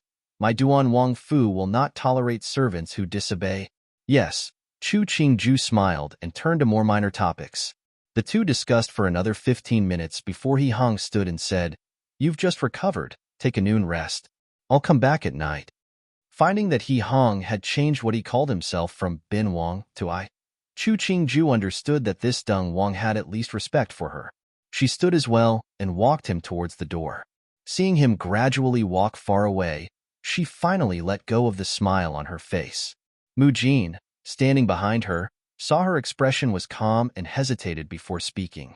Wang Fei, Wang Yi is coming over at night. Is there anything to be done? Chu Qingju raised an eyebrow. In this present situation, she wasn't as unreasonable as to not be willing to sleep in the same bed as Wang Yi. She used a handkerchief to wipe at the non-existent sweat on her forehead. Do what is needed. I'm going to rest. In 2 hours, serve me as I bathe. Seeing Wang Fei's expression was normal, a faint smile appeared on Mu Jin's face. Newbie will order the others to prepare. Nodding, Chu Qingju lowered her head and rubbed an ear. To be with somebody unfamiliar so quickly, there was just the slightest bit of embarrassment. Chapter 7. Chu Qingju. The news that Wang Yi was coming to Zhengyuan was enough to make the servants cheerful. Everybody started the preparations needed, wanting to renovate the entire yard if possible. Chu Qingju actually became one of the calmest in the whole yuan. Her hair hanging wet and loose, she allowed Jin Zhan to gently dry her hair, in Lu to manage her hands, Yuz on her feet, and Mu Jin to pick her clothes and accessories. Wang Fei's feet are very beautiful, Yuzhan sighed in admiration. Wang Fei's feet were pale, the toes round and tender to the touch. Half a beat later, she sighed again. The last time Ban Xia was performing an exotic dance, Wang Yi had praised her feet too. Newbie thinks that she can't compare to Wang Fei at all. What thing is she, that you compare her to Wang Fei? Mu Jin picked a red jade hairpin from a box. Hearing what Yuzhan said, she snorted. She's just a lowly person. She doesn't deserve to be mentioned. Yuzhan finally remembered that Ban Xia had originally been one of Wang Fei's servants. She had seduced Wang Yi to become a Tongfang and quickly added, Mu Jin Jiejia. 1. Don't be angry. I was just struck by how beautiful Wang Fei's feet were, and my mind just didn't work. Hearing the protectiveness of the two Yahuan from their words, Chu Qingju couldn't resist laughing. From what you have said, if others could hear, they'll think your Wang Fei is a goddess. You can keep hearing it, I can't bear it. Finish and help me up, I can't hear any more. When this came out, all the servant girls laughed and felt relief inside. Evidently Wang Fei hadn't kept what happened with Ban Xia on her mind. Chu Qingju had a preference for wide-sleeve dresses and in the end, still picked a red wide-sleeve dress. The color of fire contrasted with the snowiness of her skin. Casually allowing Mu Jin to style her hair and use the red jade hairpin to secure it, she leaned back against her chair and flipped open a story about a scholar and a beauty. It wasn't that she had much interest in this type of story, it was just there wasn't many amusements in this time. After 2 pages, she couldn't muster the interest to read how the poor men in this time fantasized about rich ladies. Seeing the sky darkening, she let them present dinner. Wang Fei, Wang Yi hasn't arrived. If Wang Yi hadn't eaten when he arrives and you have, Mu Jin opened worriedly, if you are hungry, why don't I let the kitchen send over some porridge? It's already this late. Wang Yi wouldn't come here to eat dinner. Chu Qingju waved her hand. Just send my orders, that's all. There was nothing exciting about that tasteless porridge. She didn't like waters and soups. When He Hung entered the Zhengyuan, he saw a stream of Yahuan come out with empty meal boxes. Waving away their greetings, He Hung felt a bit complicated, a feeling of disappointment similar to Wang Fei didn't wait for me to eat. My status doesn't seem to be very high. Entering the room, at first glance He Hung saw Wang Fei sitting at the round table, washing her hands in preparation of eating. It was that the red of the wide-sleeve dress that was too eye-catching, that he had to pay his attention immediately. He couldn't move his eyes away after a glance. This crimson-clad beautiful woman lazily wiping jade-like hands was his Wang Fei? Wang Ye's arrived? Chu Qingju set down the silk she had been wiping with and stood with a smile. Have you eaten? If not, let's eat together. Even though he had eaten, but feeling like he could still eat more, He Hung complied and sat. His gaze landed on the swaying strands beside Chu Qingju's face. It was only when Chu Qingju personally placed a bowl of pearl chicken soup in front of him that he spoke. Why is Wang Fei eating at this time? Chu Qingju jerked the corners of her lips. Wasn't hungry earlier, so this is a bit late. He Hung nodded and felt his heart heal. Even though Wang Fei was explaining it this way, but he still felt that Wang Fei was waiting for him to eat together. Feeling his ego was satisfied, Wang Yi took a drink of the soup, suddenly feeling that he was a bit too thirsty. After the meal, Chu Qingju proceeded as normal to wash her hands and drink tea to rinse. She found that the taste of tea today was much stronger than usual. Looking at He Hung, who was sitting opposite her, she realized the work of Jin Zhan, who was crouched in front of her. After the table was clean, He Hung and Chu Qingju moved to the more comfortable armchairs and let somebody light the lamps. Other than the wedding night, I had never seen Wang Fei wear a red dress. He Hung smiled as he looked at Chu Qingju from head to toe, but this color suits Wang Fei. Chu Qingju smiled and saw Mu Jin and the others light the candles in the room. She used one hand to smooth the hair beside her face. They say that women use their appearance to please others. It must be that Xia is trying to please Wang Yi. He Heng's brow moved slightly. Standing and moving in front of Chu Qingju, he gently took that lock of hair. Wang Fei has definitely pleased me. Wang Fei has given me a great surprise these past 2 days. Chu Qingju raised her chin and smiled widely at He Heng. He. The servants in the surroundings saw the situation.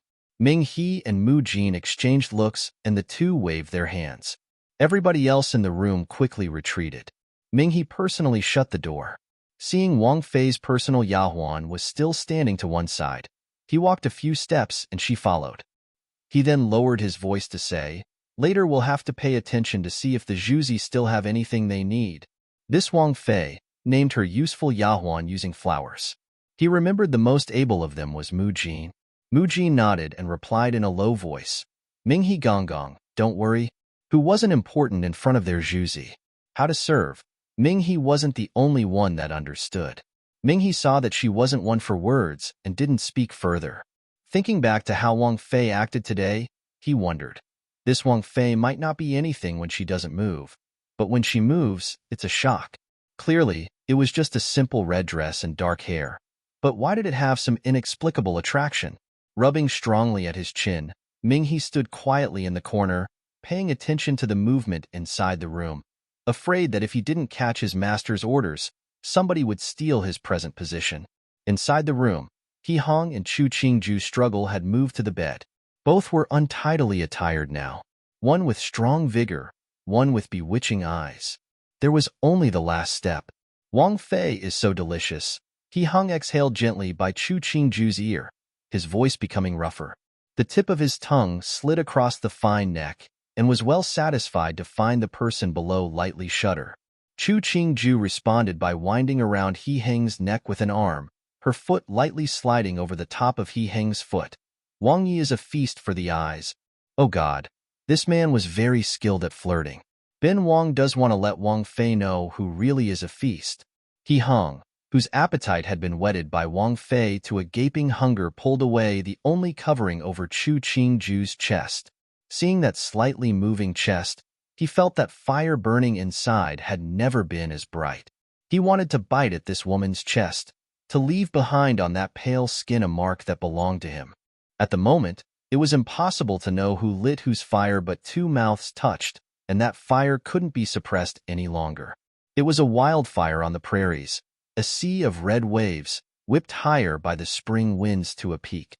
He Heng felt a never-experienced sense of rejuvenation. After the last tremors, he enclosed the soft woman in his embrace and laughed roughly. Wang Fei is my treasure. Even though it was said you couldn't believe anything a man said after, but this didn't affect Chu Qingju's good mood after being satisfied. She allowed this somewhat best-quality man to hold her and yawned. Seeing that the woman was drowsy, He Heng raised his voice. "Come, prepare water." Ming He, who had been waiting outside, waved his hand to others who had prepared a bathtub full of hot water to carry it in. He calculated the time. It had almost been 2 hours. He could see that Wang Yi and Wang Fei were full of emotions for each other. Lazily finishing her bath, Chu Qingju didn't care to dress and only wrapped a thin layer of silk around before walking to the bed. He Heng looked at that bare jade-like feet and that snowy legs and arms, and his eyes changed. He bent down to lift the person up and threw onto the bed. Then he covered her with a blanket and growled. "Wang Fei is trying to tempt Ben Wang." Chu Qingju laughed, and one hand came out of the blanket. She curled her index finger. "This is tempting Wang Yi." Seeing her move like she was motioning for a pet, He Heng couldn't resist. He pulled the blankets down and covered the other with his body again. Outside the door, Ming He heard the sounds inside the room and stopped the servants that had been going in to carry out the bathtub. He couldn't help gazing at the moon.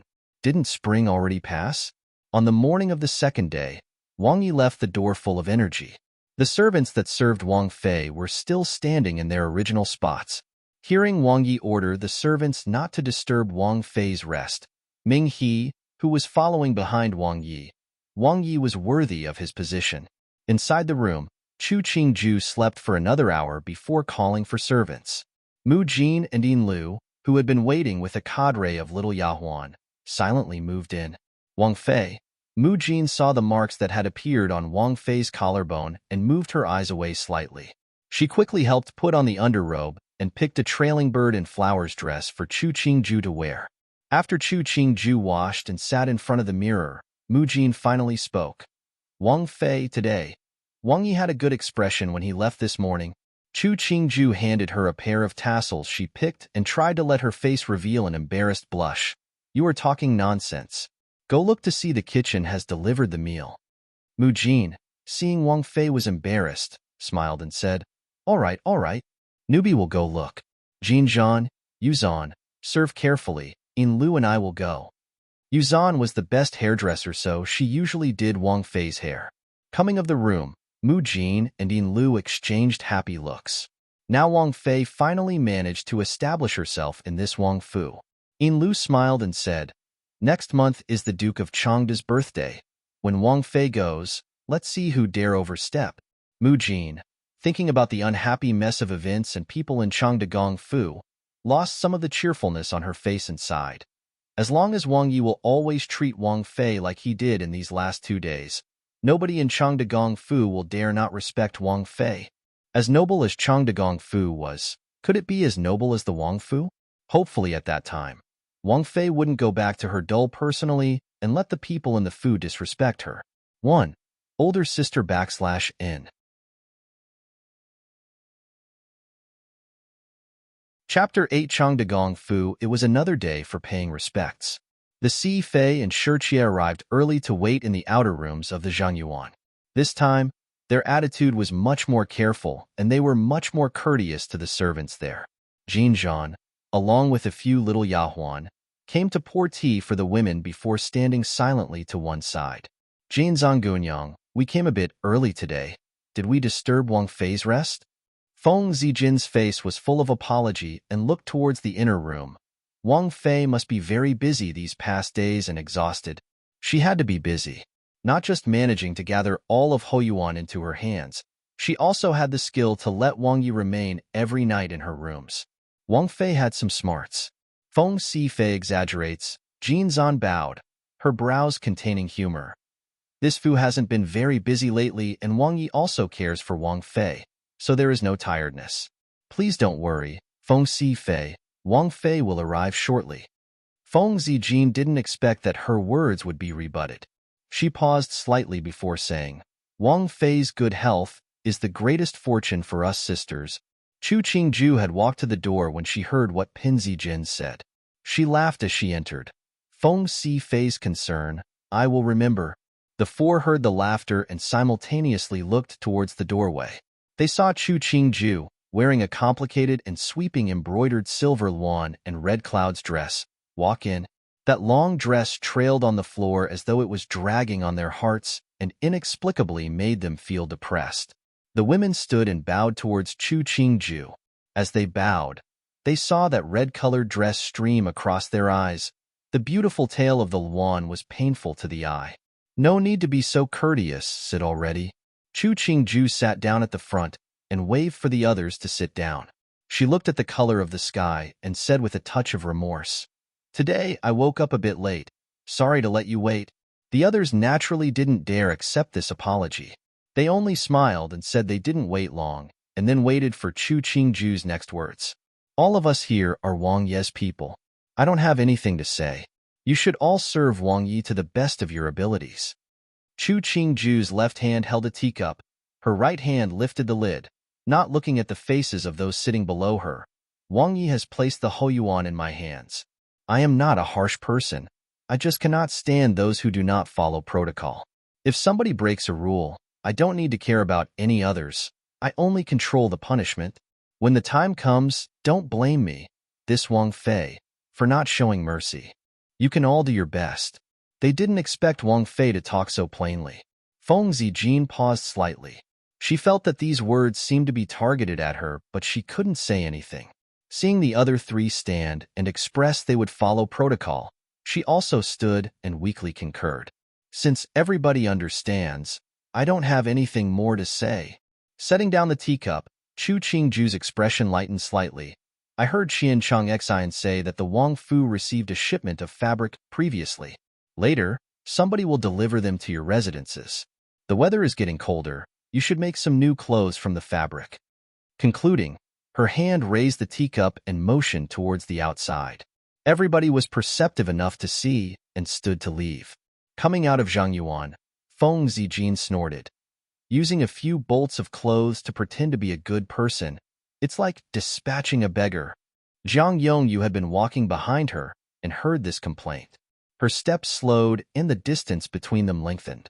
After the women left, Chu Qingju stood and yawned. Service now. She wasn't noble and virtuous. Even though she wouldn't be harsh without reason to other women, she couldn't act the part of virtuous. As to what Duan Wang thought, that was Duan Wang's problem. Shaking her wide sleeves, Chu Qingju smiled. This medieval clothing was both finely made and beautiful. After eating the noon meal alone, he hung, as he wiped his hands, spoke. Ben Wang remembers that Changde Gong Fu has sent an invitation a few days earlier. The Duke of Changde's birthday? Ming He took the silk handkerchief from Wang Ye's hands. Yes, a few days before Changde Gong Fu did present an invitation. Other than our Fu, Minnie and Jing also received one. But at the time, Wang Yi had just looked and threw the invitation to one side. Why was he mentioning it now? Ben Wang heard that Wang Fei also received Changde Gong Fu's invitation. He Heng's brows furrowed and his voice carried a hint of displeasure. This Changde Gong Fu is getting worse each successive generation, but their pageantry hasn't seemed to have gotten smaller as well. Ming He knew that this was Wang Yi was now dissatisfied with the Duke of Changde. He lowered his head as he retreated to one side. At the same time, Qian Changxian, who had been standing outside the door, walked inside. Wang Yi, a servant from Chui Yuan, came to report that Yun Qinggunyang committed suicide. The person? He Hung asked coldly. Already rescued, but she couldn't breathe properly and fainted into sleep now. Qian Changxi swore in his heart. These women from the brothels obviously couldn't be seen in public.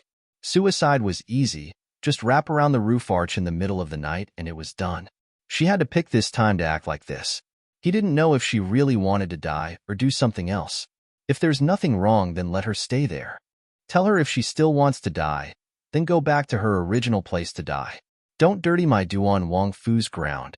Seeing Wang Yi push aside the teacup in front of him, Qian Changxian instantly understood. Wang Yi was tired of the woman's ritual of first cry, 2 make noise and 3 hang. Yun Qing could be considered abandoned. Nu Kai remembers. She was just a small actress, but she had to act like a virtuous person and also persisted in competing against Wang Fei. She had forgotten who she really was. She had the heart of a noblewoman, but the destiny of a Yahuan. It was self-inflicted. Since she wanted to die while living in Chui Yuan, get her to move immediately to Chiuizhai. 1. He Hung stood and said in a fed-up manner, "That place is peaceful." Ming He saw Qian Changxian hurriedly retreat. His brow rose and fell. With such poor schemes, she still wanted to stir Wang Ye's pity. It could be seen that this Huakue didn't live up to her reputation. Inside Zhengyuan, Chu Qingju played with the invitation in her hands. The birthday banquet of the Duke of Changde. Whether she was willing or not, she had to at least go to that fu, even if it was just a formality. But just remembering the rage and dissatisfaction that existed in the original's memories of that place, her face became colder. In this kind of feudal era, there was nothing wrong with the dissolute nature of men in the eyes of society. But to marry somebody else when the body of the deceased person hadn't even cooled, and to treat his own daughter as nothing, that meant his character was lacking. A man who couldn't even abide protocol during the 1 year after his wife had died, it was enough to make anybody feel extremely disappointed. Wang Fei, if you don't want to go, just order somebody to send the present. Mu Jin saw that Wang Fei's expression was strange and could only console her. No matter how noble that Changde Gong Fu is, they aren't more noble than you. Qin Wang Fei was nobler and higher ranked than Changde Gong Fu, but the rumors wouldn't sound very good. Also, why would she let go of such a good opportunity? Under the absolute might of the imperial power, even if she was his daughter, the Duke of Changde still had to bow to her.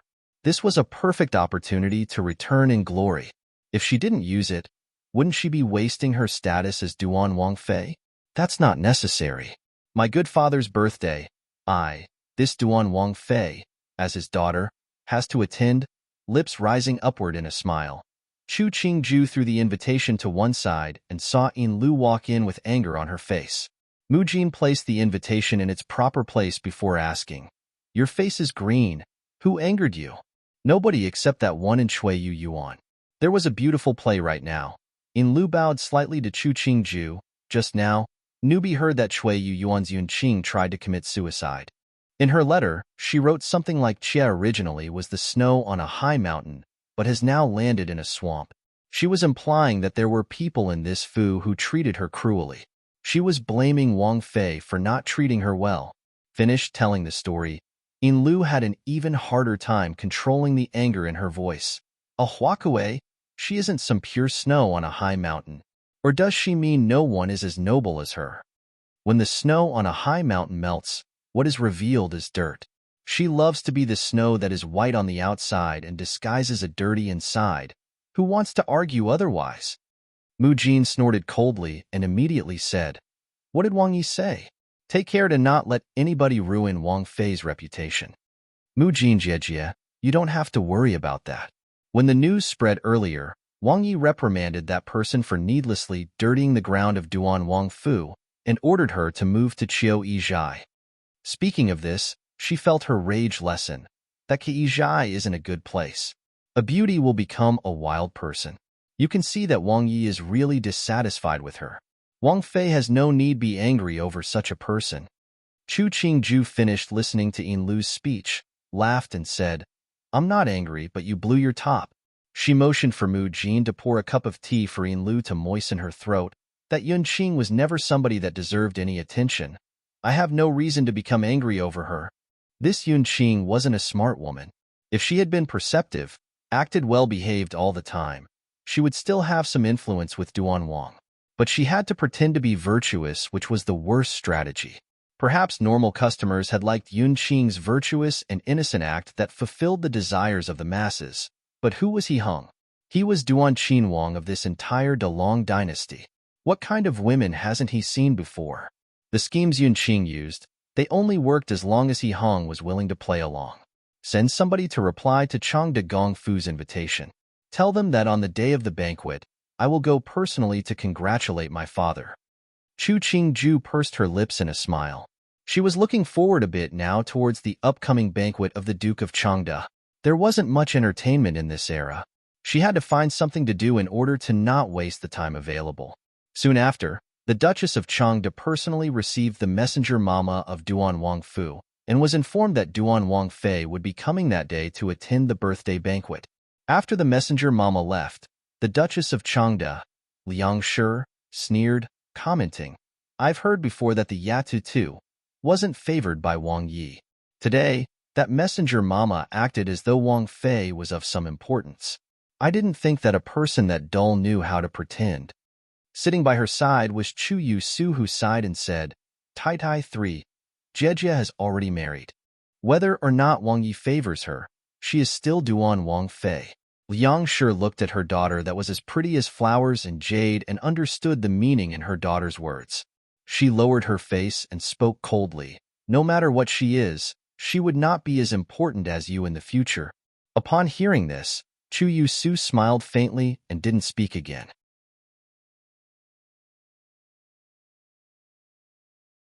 Chapter 9. Valued guests. It had already entered autumn, and the weather had gradually become colder.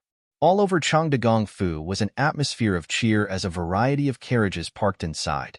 The gatekeepers had bowed to the point their waists couldn't straighten but kept smiles on their faces to welcome people inside the main gates. At Ermin, the Changde Duke's only son and his nephew through his wife enthusiastically welcomed the coming guests. The two were still very young and received compliments of being promising youths. In the recent years, Changde Fu had declined further and further, but nothing could beat the fact that they gave birth to a good daughter that married Duan Wang to become a Wang Fei. No matter what they though inside, they still had to do all the formalities. If they didn't act on behalf of the monk, they still had to respect the Buddha. All of them still had to respect Duan Wang. Thankfully, this Changde Fu was Duan Wang's in-laws, so the benefits of coming in person and giving presents were higher than the cost. The Duke of Chengde's fortunes are as good as the North Sea is deep. The one that spoke was the Marquis of Baorong. He was only a middling character in the city of Jing, but the Duke of Chengde didn't dare offend him and came up to greet him. "It's nothing, nothing. Thanks, Marquis, for coming all this way." The Duke took the other's hand as they walked towards the main hall. The other didn't remain courteous, and as they walked, he said, "Today is your birthday. I wonder when will Duan Wangyi arrive. When the time comes, I will have to rely on the Duke to introduce me to Wangyi." When the Duke of Chengde heard this, he didn't feel so good inside.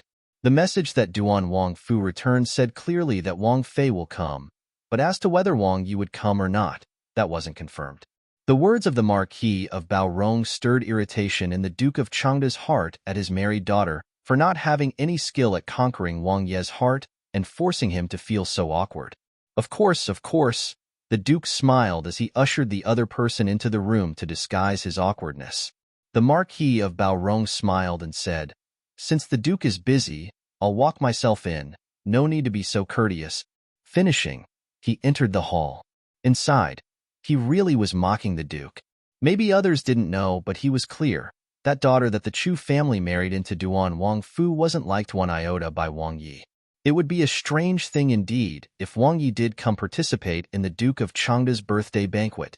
Did he think that if his daughter was a Wang Fei, he was a relative of the imperial family? In the gardens of Niyuan, Liang Shi was receiving the womenfolk. Seeing that this year was busier than last year, Liang Shi felt conflicted. In past years, these people only sent presents but didn't come personally. Today, they all had the spare time. It was all because that Chu Qingju became a Wang Fei. These people were still scorning her for not treating Chu Qingju well, as though if they said it, they were much more noble. The way I see it, Furen really is lucky. The eldest daughter is Duan Wang Fei, and this third daughter looks like a flower. The Marquis of Baorong stopped and looked meaningfully at the Shu second daughter of Chengde Gongfu that was standing in the corner. Gunyang is also a paragon. This type of good fortune is something we can't even touch. Wang Furen, don't compliment these Yatu anymore. Liang Shi's smile was slightly cold. These wild girls, they can't compare to your Fu's ladies. This entire Jing, who didn't know that the Marquis of Baorong's eldest daughter wanted to marry a poor scholar to the point of death. But now she was coming back to her home every few days to beg for money. Who knew that the Marquis of Baorong seemed to be unaffected by Liang Shi's words and only replied, "No, no." The others indifferently watched the two's fight with tongues.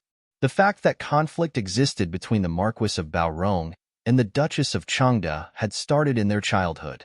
Now that they were married, they still allowed others to watch the spectacle they made. A few that had known the two back when they were younger still remembered when Wang Shi had married the Marquis of Baorong. Liang Shi had been angered to the point of not attending any gatherings for girls in the city for the better half of a year.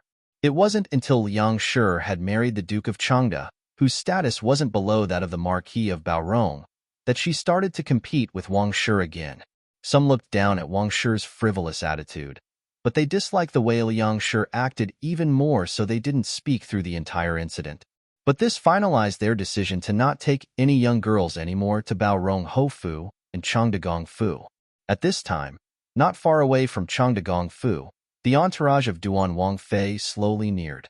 The other officials that came to attend, once they saw Duan Wangfu's procession, quickly moved to one side and waited for the people of the Wangfu to pass before resuming their own journey. Why did the carriage stop? A first-rank foreign, feeling the carriage she sat in stop, asked in confusion. She hadn't wanted to come to Chengde Gongfu. Now that the carriage had to stop, her desire decreased even more. An old mama came inside the carriage and said in a low tone, "Foreign, Duan Wangfu's people are coming up from behind. Everybody is making way." Hearing that it was Duan Wangfu, the dissatisfaction that the foreign had instantly disappeared. She peeked outside through the gap in the curtains. She saw the guards forming a path, for date-red horses pulling a grand carriage slowly passing, and then there was two relatively more normal two-horse carriages passing. Following that was handsomely dressed servants and Tai Jian. Even if it wasn't ostentatious, it was possible to see at a glance that this was the grandeur of the imperial family. That seems to be Duan Wangye's carriage. The foreign of a court official felt lucky. Lucky that she had come in person today. Otherwise, if Wang Yi arrived but her family only sent over a gift, wasn't that offending the imperial family? No matter which Wang Yi sat on that throne in the future, the honor of the imperial family couldn't be impinged upon by her kind of people. The gatekeeper saw Duan Wang Fu's carriage coming from far away and turned to run into Ermin to tell the Duke. The Duke had been exchanged pleasantries with another when he saw a manservant quickly run over and say that Wang Ye's carriage had arrived. The other that had been talking perceptively expressed he didn't need any special care from the Duke of Changde.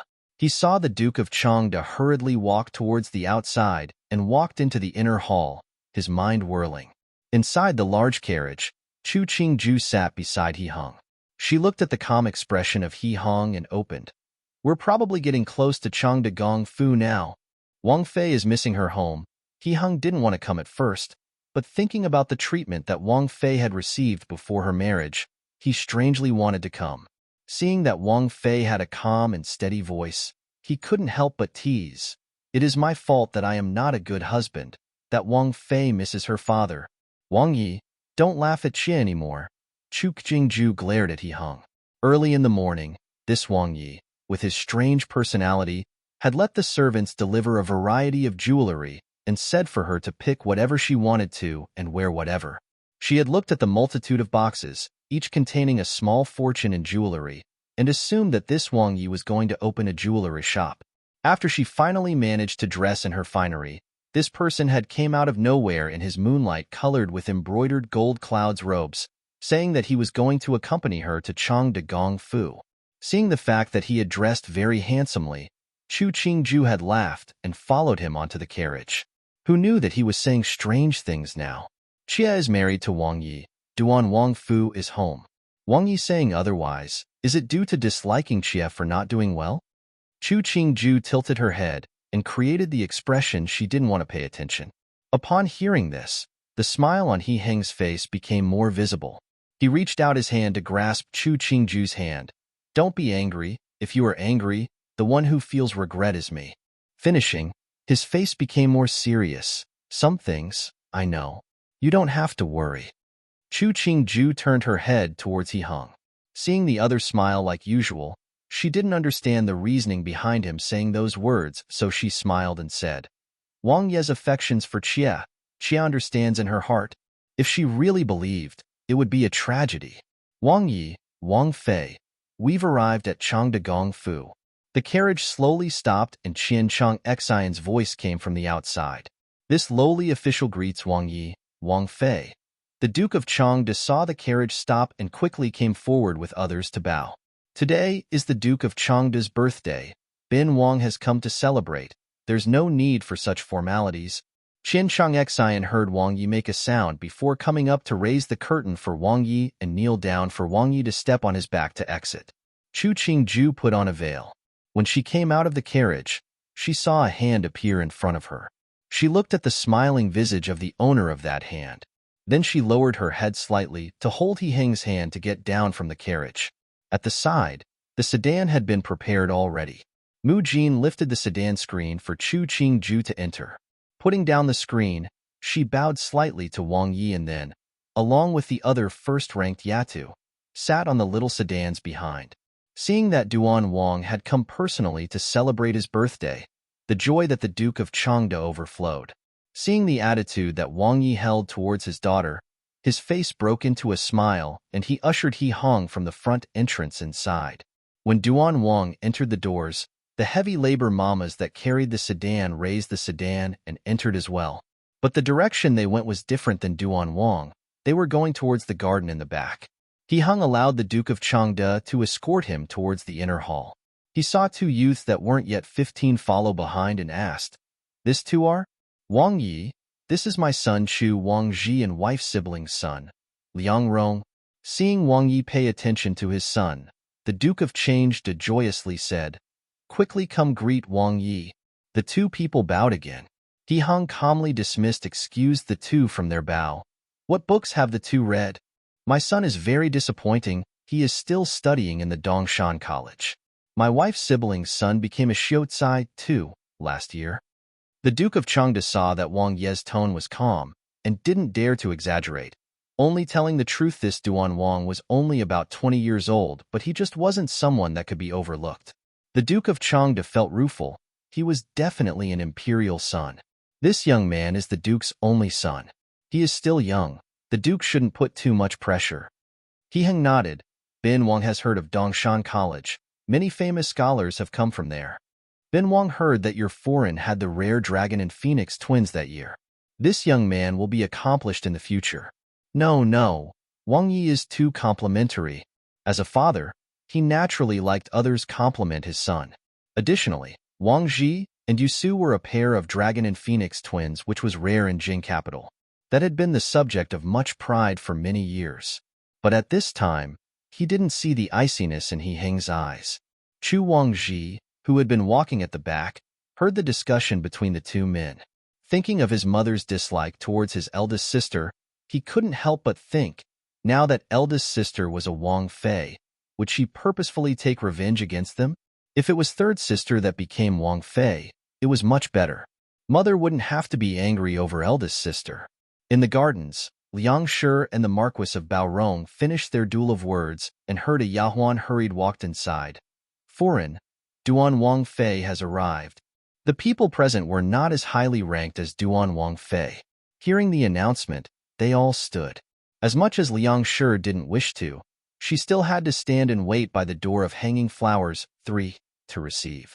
When she had walked to the door of Hanging Flowers, she saw a sedan made of fragrant wood with inlaid jewels stop by the door. Before the sedan could be lowered, a host of Mama and Yahuan crowded around, their expressions full of cautiousness and reverence. She smiled coldly. It was really a pheasant become a phoenix. Even her behavior had become outrageous.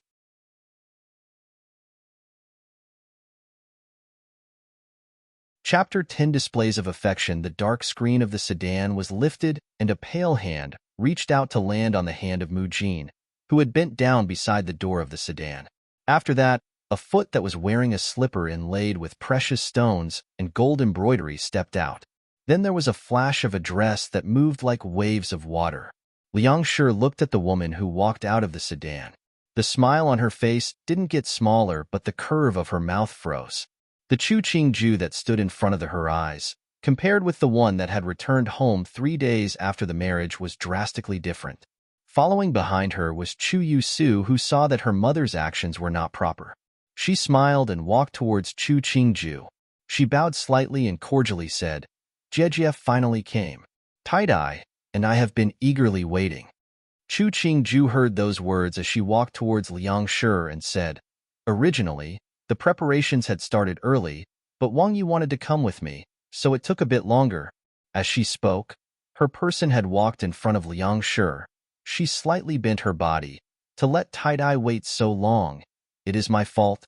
It didn't matter how much Liang Shi didn't like Chu Qingju, but in front of so many people, she couldn't accept that slight bend of the body. She quickly grasped Chu Qingju's hand and bowed in return before saying, "Wang Fei is busy with matters in the Fu, and to be able to come so early, it is the filial love you hold for Lao Yi." "I don't say such things." Everybody had been waiting to greet Wang Fei had come close and heard those words. They quickly followed in complimenting Chu Qingju, not taking into account whether Duan Wang Fei was favored or not, but just the importance that the entire family of the Marquis of Xiangqing put on was enough to let them put importance on Duan Wang Fei. Moreover, looking at Duan Wang Fei's attire and the fact that Duan Wang had personally accompanied her, it was enough to declare Duan Wang Fei's place in Duan Wang's heart. After Chu Qingju rejected the invitation to sit at the front, Liang Shi didn't persist. No matter how honorable and high-ranked Duan Wang Fei was, according to their social relationship, she was her mother. If she sat at the front, it was not wrong. The bystanders saw what Liang Shi had done and laughed inside at her stupidity. Technically, Duan Wang Fei did have to call her mother, but right now she was one of the imperial family. You're putting on the act of being the mistress of the household, but did you ever think that this would enrage Wang Yi and disadvantage her husband and children? Duan Wang Fei might respect you for being her mother in name. Did you expect an imperial son to give you that respect? Whoever you were always a fraction lower in front of members of the imperial family. Not to mention she was only the stepmother. No wonder that the declining Liang family had been so happy when their daughter became the second wife of the Duke of Changde. With this kind of brains and upraising, she had made a match above her station. Chu Qingju sat down at the highest place on the left side. She took a drink of tea before setting down the cup and turning to exchange chatter with the other foreign. Wang Fei's appearance looks much better. The one speaking was the wife of the Minister of Defense, Luo Foreign. She was also Chu Qingju's Jimu's mother. This old foreign had paid attention to Chu Qingju, and so nobody was surprised by the intimate tone. This old one had remembered when it was time to add to Wang Fei's dowry. Wang Fei had been small and thin. It's just been a few months, but this old one almost couldn't recognize. You can see that Duan Wang Fu takes good care of people. That is so true, not just Luo Taidai. I almost couldn't recognize her too. Tian Shi took over speaking. She was Chu Qingju's mother's younger Shu sister. Even if she hadn't been considered close with Chu Qingju's mother, but emotionally, she still leaned towards Chu Qingju. Additionally, Chu Qingju was now Duan Wang Fei, so her following words wasn't very polite. I had seen the other two girls of this Fu are as beautiful as a flower and had been worried for a long time for this niece. All the daughters of Changde Gong Fu are beautiful. Everybody present knew that this was criticizing Liang Shi for harshly treating the original wife's daughter. The words were nasty but honest. They saw that Duan Wang Fei was still smiling but not speaking and instantly understood this Duan Wang Fei's attitude towards Liang Shi. That year, Liang Shi used schemes to seduce the Duke of Changde to the point of insanity and caused the pregnant Tian Shi to give birth to a daughter before passing away due to illness. And not just 2 months after Tian Shi had died, Liang Shi had married in. After that, when Xiangqing Hofu wanted Gunyang to stay at the Hofu for short periods of time, it was frequently blocked by Liang Shi. In the end, Xiangqing Hofu was in constant conflict over everything with Changde Gong Fu. The most pitiful was Gunyang. If it wasn't that she had the protection of Xiangqing Hofu, she probably couldn't have anything left of her mother's dowry. When she did such a terrible thing, it became hard to blame Duan Wang Fei for making things difficult. It was only the Duke of Changde that considered such a poisonous woman a treasure. If it was a respectable family, they would be embarrassed to have her, even as a chia. Chu Qingju apathetically watched as everyone laughed at Liang Shi using their words and actions. She pretended to not understand, smiled and didn't speak. The state of Changde Gong Fu at present, it was an empty scaffold. It was possible to see it from the attitudes of these foreign towards Liang Shi.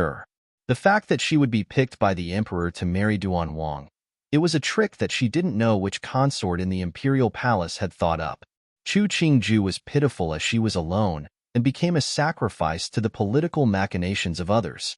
If she didn't have a good juju, before she could appear here, her corpse would have already disappeared. The apathy of men, the resulting pain would be multiplied on the women. The weakness of women, the resulting pain would be multiplied on the children. But this kind of era, it couldn't accept too strong of a woman. Everything about Gunyang is good, but she's just too dull. Now that Wang Yi treats her well, I, as her mother, has no more worries. Hearing this, Chu Qingju raised her head to look at Liang Shi. This wasn't a simple woman. So many people laughing at her, but the expression on her face never changed. Touching the golden phoenix and agate buyao as though nothing had occurred, Chu Qingju jerked the corners of her lips. Taidai doesn't have to worry for this daughter. In Duan Wang Fu, I am living very, very well. The care that Taidai has given this daughter over the years, I am clear in my heart. Finishing, she acted as she just remembered something. Speaking of that, Didi and San Mei's ages aren't so young anymore. I've brought some presents today. It isn't anything valuable, so I'll leave it for everybody to play with.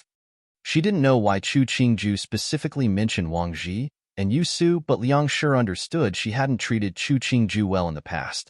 Saying such things today, it wasn't out of goodwill.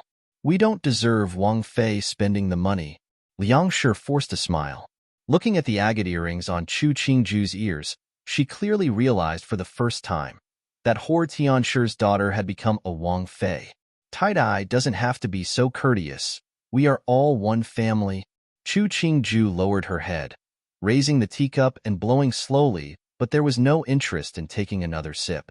Everybody looked upon this motion and suddenly felt that even though Duan Wangfei's words were all polite and courteous, but what people could sense was an aura that was imposing, as though Liang Shi was nothing but a joke in her eyes. As though it was only due to her compassion and generosity that she didn't argue with her. Chu Yusu looked at the Chu Qingju in front of her. Her brows furrowed. The person was still the person, just that the makeup was finer, the motions more elegant, and that was enough to make others felt as though they were below here. Was this still the silent, introverted Dejie? Just when Liang Shi couldn't manage anymore, she saw a few Yahuan help support Lao Taidai walk in. Her expression relaxed, and she hurriedly stood and walked over. In the past, she didn't like Lao Taidai, but since Lao Taidai was here right now, most people would give Lao Taidai a few fractions of respect, and so she wouldn't be surrounded from all sides. Lao Taidai held Liang Shi's hand and went to bow towards Chu Qingju. She was held up by Mu Jin but still politely said, "The fact that Wang Fei could come today, it is our good honor. Grandmother speaks too seriously. Today is father's birthday, granddaughter will of course come." Chu Qingju gazed upon the smiling Lao Taidai. She smiled and said, "If grandmother talks like this, you have made granddaughter an outsider." This Lao Taidai wasn't some benevolent person. When Chu Qingju had been living in difficulty in the Fu, she hadn't seen this Lao Taidai say a word. In a woman's eyes, nobody could outcompete her son. Chu Qingju had expected she would show up at this time because she would know that Liang Shi would be in a bind. She didn't like Liang Shi, but she would let her daughter-in-law get shamed by others because that meant her son was being shamed. Even though this was a reality, but that didn't mean Chu Qingju would accept it. Everybody once again exchanged pleasantries before sitting. Chu Qingju sat on the carved wooden chair and didn't make any noise anymore. If somebody talked to her, she would return a few sentences. Slowly, the atmosphere cooled. Chu Lao Tai saw that the mood was getting cold and understood that this was Chu Qingju purposefully making things difficult. But the other's position was high and noble now, so she could only flatter her. "The time is late. Why don't everybody follow this old body to the West Hall for the banquet?" Everybody's gaze swept towards Duan Wangfei. Seeing her smilingly hold up a teacup, they knew that she didn't disagree, and so they all stood. Chu Qingju stood and smiled friendly at everybody. She went forward to hold Chu Lao Taitai's hand. "Grandmother first." Chu Lao Taidai smiled and patted the back of her hand. She said in an intimate tone, "Such a Yatu. You are now Duan Wangfei. You can't be doing such things." Others would laugh. The other foreign immediately complimented Duan Wangfei's filial love. Even though Duan Wangfei just slightly held for only a few steps before letting go, but who would say she didn't do well? Just when they reached the garden's exit, everybody saw a Yahuan walk over with a cape in her hands. She didn't seem to be wearing the Yahuan uniform of Changdagong Fu and tried to guess whose family she belonged to. At one look, Mu Jin recognized that this was Lin Xiao, who served at Wang Ye's side, and slowed her steps. Lin Xiao saw Chu Qingju and quickly walked in front and bowed. Then she said, "Wang Fei, Wang Yi saw that the sun was covered and was worried that you would get cold, so Nubi was sent to bring you a cloak. He also ordered that you shouldn't eat too much spicy food as it is fall and the wind is dry and cold. It will harm the throat and stomach." "I'm not a child. There's no need to be so careful." Chu Qingju smiled as she lightly snorted. She looked to Mu Jin to receive the cape. "I've received the cloak. You tell Qian Changxian to be vigilant. Don't let Wang Yi drink too much." Lin Xiao noted it down and hurriedly retreated. Those present saw the cloak in Mu Jin's hands with the underlying grain of shoe brocade. They felt moved inside. Who said that Duan Wang didn't like Duan Wangfei? It was just that the day got cloudy, and he would anxiously send somebody over with a cloak, and didn't even forget to warn about the food. Everybody present was a D-wife in their family.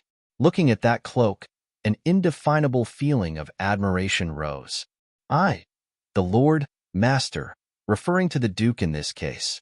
See notes for a picture.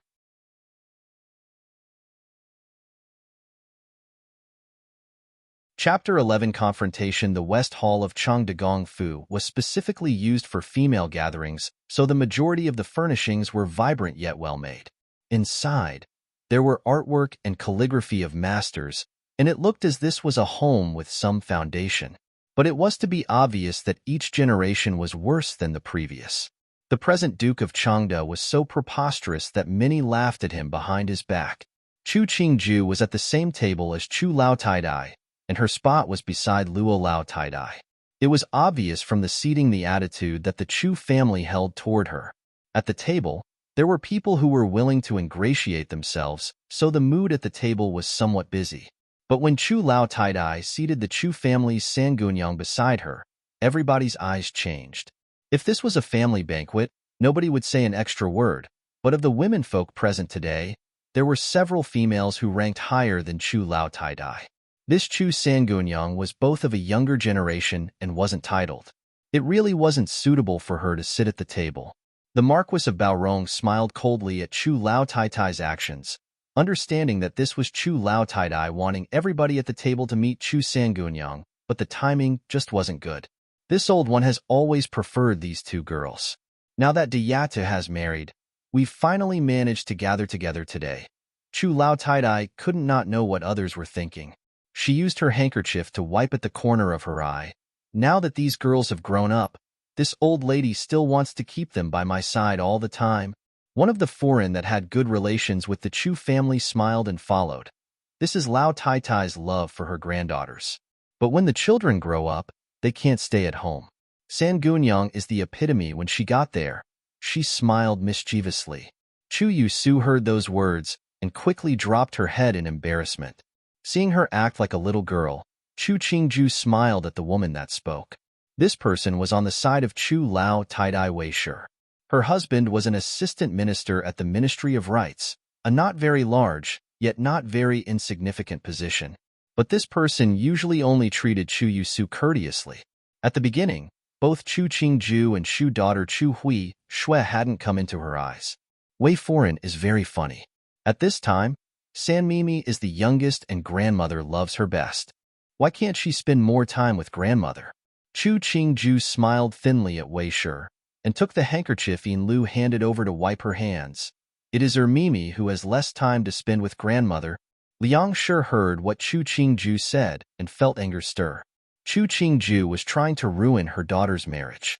Mentioning the second daughter, she was telling others that her, the D mother, wasn't benevolent, would only think of her own daughter and neglect the Shu daughter? Wei Shi paused and didn't seem to have any response. In the past, she had always ingratiated herself with her Gumu one in this manner. Today, she was firmly pushed back by Chu Qingju and just realized that the person sitting across from her wasn't the Chu Dagunyang of the past, but the noble and elevated Duan Wang Fei.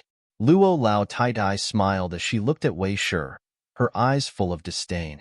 Who was Duan Wang? He was the second son of the emperor.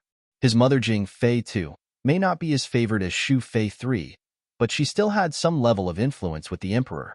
As to what Duan Wang was really like, nobody knew. But in the eyes of the entire court, Duan Wang might not be the most capable of the four imperial sons, but he definitely was not useless. Jin Shang IV only has 4 sons. The eldest imperial son Ning Wang V had some power in the court. However, his birth was not high, and his birth mother was only a Chiron. 6. The mother of the third imperial son, Rui Wang. 7. Shu Fei was the most favored of the emperor, which spilled over to favoring her son. It was just that while this imperial son had some ability, his schemes were cruel and many were afraid of him. The fourth imperial son was Cheng Wang. His mother was a Guapin, 8, but wasn't favored by the emperor. The emperor's attitude towards the fourth imperial son was not special, and as to the person Cheng Wang, he was also average. Luo Lao Taidai didn't understand the politics of the court and government, but she wasn't too bad at examining people. This Duan Wang's future was most likely limitless. Her own family, the Luo family, might not have any desire to stand on any side, but they didn't want to offend Duan Wang. To be in the situation that Duan Wang was in, he either was truly as he appeared, or he had very deep depths.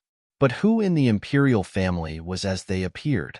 She had lived this many years, and saw many people, so she understood even more clearly what people could not be offended or what people, if offended, wouldn't be a problem.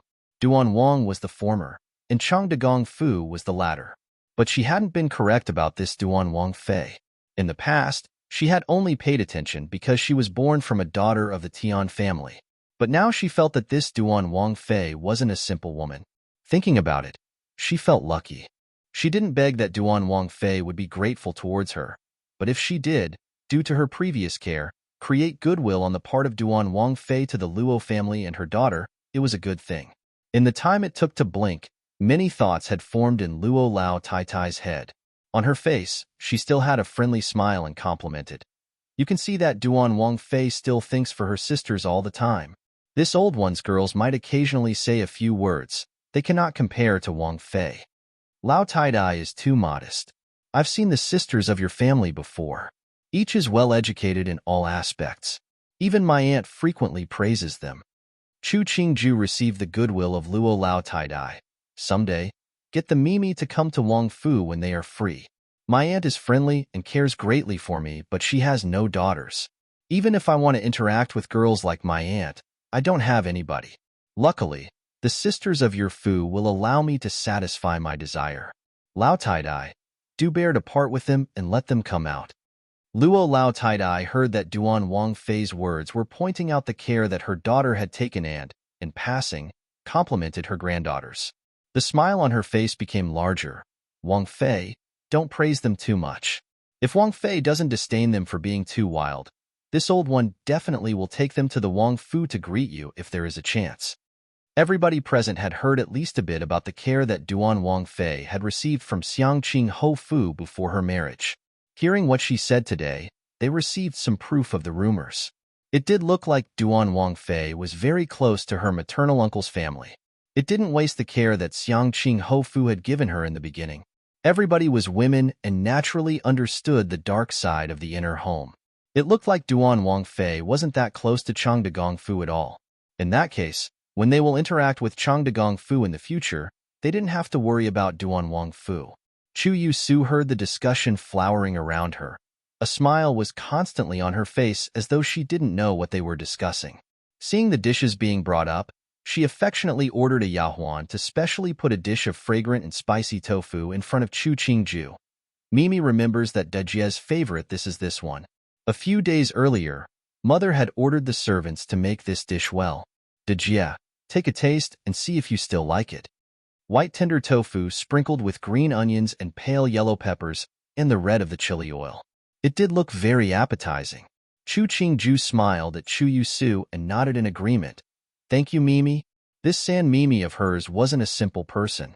Please, Wang Fei, forgive this newbie for being disrespectful, but there are some things newbie has to say. Mu Jin crouched, respectful yet helpless. A few days earlier, you had been sick for half a month. The entire Fu had been worried for you. The Tai had said that you couldn't eat anything spicy or oily.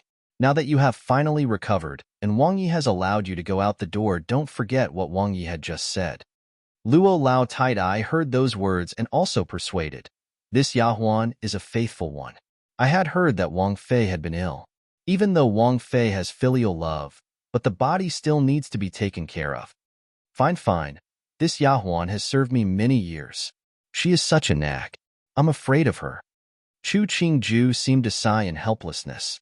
The medicine that Lao Tai sent over earlier, I still haven't expressed my gratitude yet. Excuse me for saying a disrespectful thing, but this one saw Wang Fei grow up. Everything is fine as long as the body is healthy. That doesn't need any gratitude. Luo Lao Tai pointed at a dish of pigeon soup. This pigeon soup would be fine for Wang Fei to drink. Get a Yahuan to serve a bowl to taste. Seeing Mu Jin pour a bowl of soup, an awkward smile appeared on Chu Yu Su's face. The words implied that nobody at Changde Gong Fu was concerned about Dajie's illness and also mocked her mother for not being loving towards Dajie. Even the Luo family, who didn't have much of a connection to Dajie, sent over medicine, but her mother hadn't done anything. Once the word was out, what virtuous reputation would her mother have left? Chu Lao Tai heard those words. Her smile didn't change, but she took a few more looks at her daughter-in-law, Liang Shi. Liang Shi, sitting at one side, had managed to hear the meaning implied. She didn't think that the present Chu Qingju would be this forceful, but she had no way of explaining. She could only smile and say, Wang Fei was sick? Why didn't you let somebody send a word to let mother go take care of you for a few days? I don't dare let mother labor. Chu Qingju had finished washing her hands and was wiping away the droplets of water that remained. Hearing what Liang Shi said, she jerked her lips in a smile. They say, a married daughter is thrown away water. This daughter didn't want father and mother to worry. There are a lot of servants in the Wang Fu. It was just a small illness, nothing that everybody had to know about. In the case of Luo Lao Tai-Dai, it was because Jumu had somebody deliver things and received notice that I was sick. That was how she knew about my illness. These words were much deeper and even nastier than the previous words once understood. Duan Wang Fei mentioned Adair. It was enough to make people speculate on how Liang Shi treated the daughters of others in the Hoyuan. Smiling as she saw Liang Shi pushed to the point of speechlessness by her words, Chu Qingju stopped talking and started eating. She wasn't afraid of ruining the good name of her paternal home. She wasn't even afraid that her husband's family will hate her due to the reputation of her paternal home. It was just a life she had picked up. She would live freely until she couldn't. But what she had picked up was another person's life. At least, when she was living freely, she could help the other finish the gratitudes and grievances of her past. If there was really a day when Duan Wang really became the emperor, or he failed in his attempt and wanted her life, she didn't think she would have any regrets. When she could still flaunt it, she would. Otherwise, maybe one day she wouldn't have a life. Chu Yusu looked at the elegant posture of Chu Qingju and felt inexplicably complicated inside. Even though her mother really didn't like her, but in private she still felt some sympathy for her Dajia. So she had always given her some of the jewelry and playthings she hadn't liked to Dajia. But now, the Dajia that needed her sympathy was a Wang Fei that even her grandmother had to be courteous to. As for herself, in the future, she might have to always be below her. Thinking about that, Chu Yusu's slender brows slightly furrowed. Why did she have such a feeling of apprehension? The banquet meal ended. The servants of the Chu family guided everyone to the wide outer yard to hear a play. The stage had been built beforehand. The sexes were blocked from each other by tall screens. Even though everybody was in the same place, but they could only see the stage. The first play was Ma Gu giving her birthday greetings, E9. Chu Qingju sat on the chair and watched coldly at Liang Shi, who was coming towards her with a sandalwood box. This Liang Shi was going to personally put on a play. That you're tuning in to the Romance Rendezvous YouTube channel. We're so grateful for your support, and don't forget to subscribe to join us on this incredible journey through captivating stories. Your generosity through donations truly makes a world of difference, as it's the primary source of revenue that allows me to expand and enhance this channel for you. Thank you from the bottom of my heart for being a part of this adventure.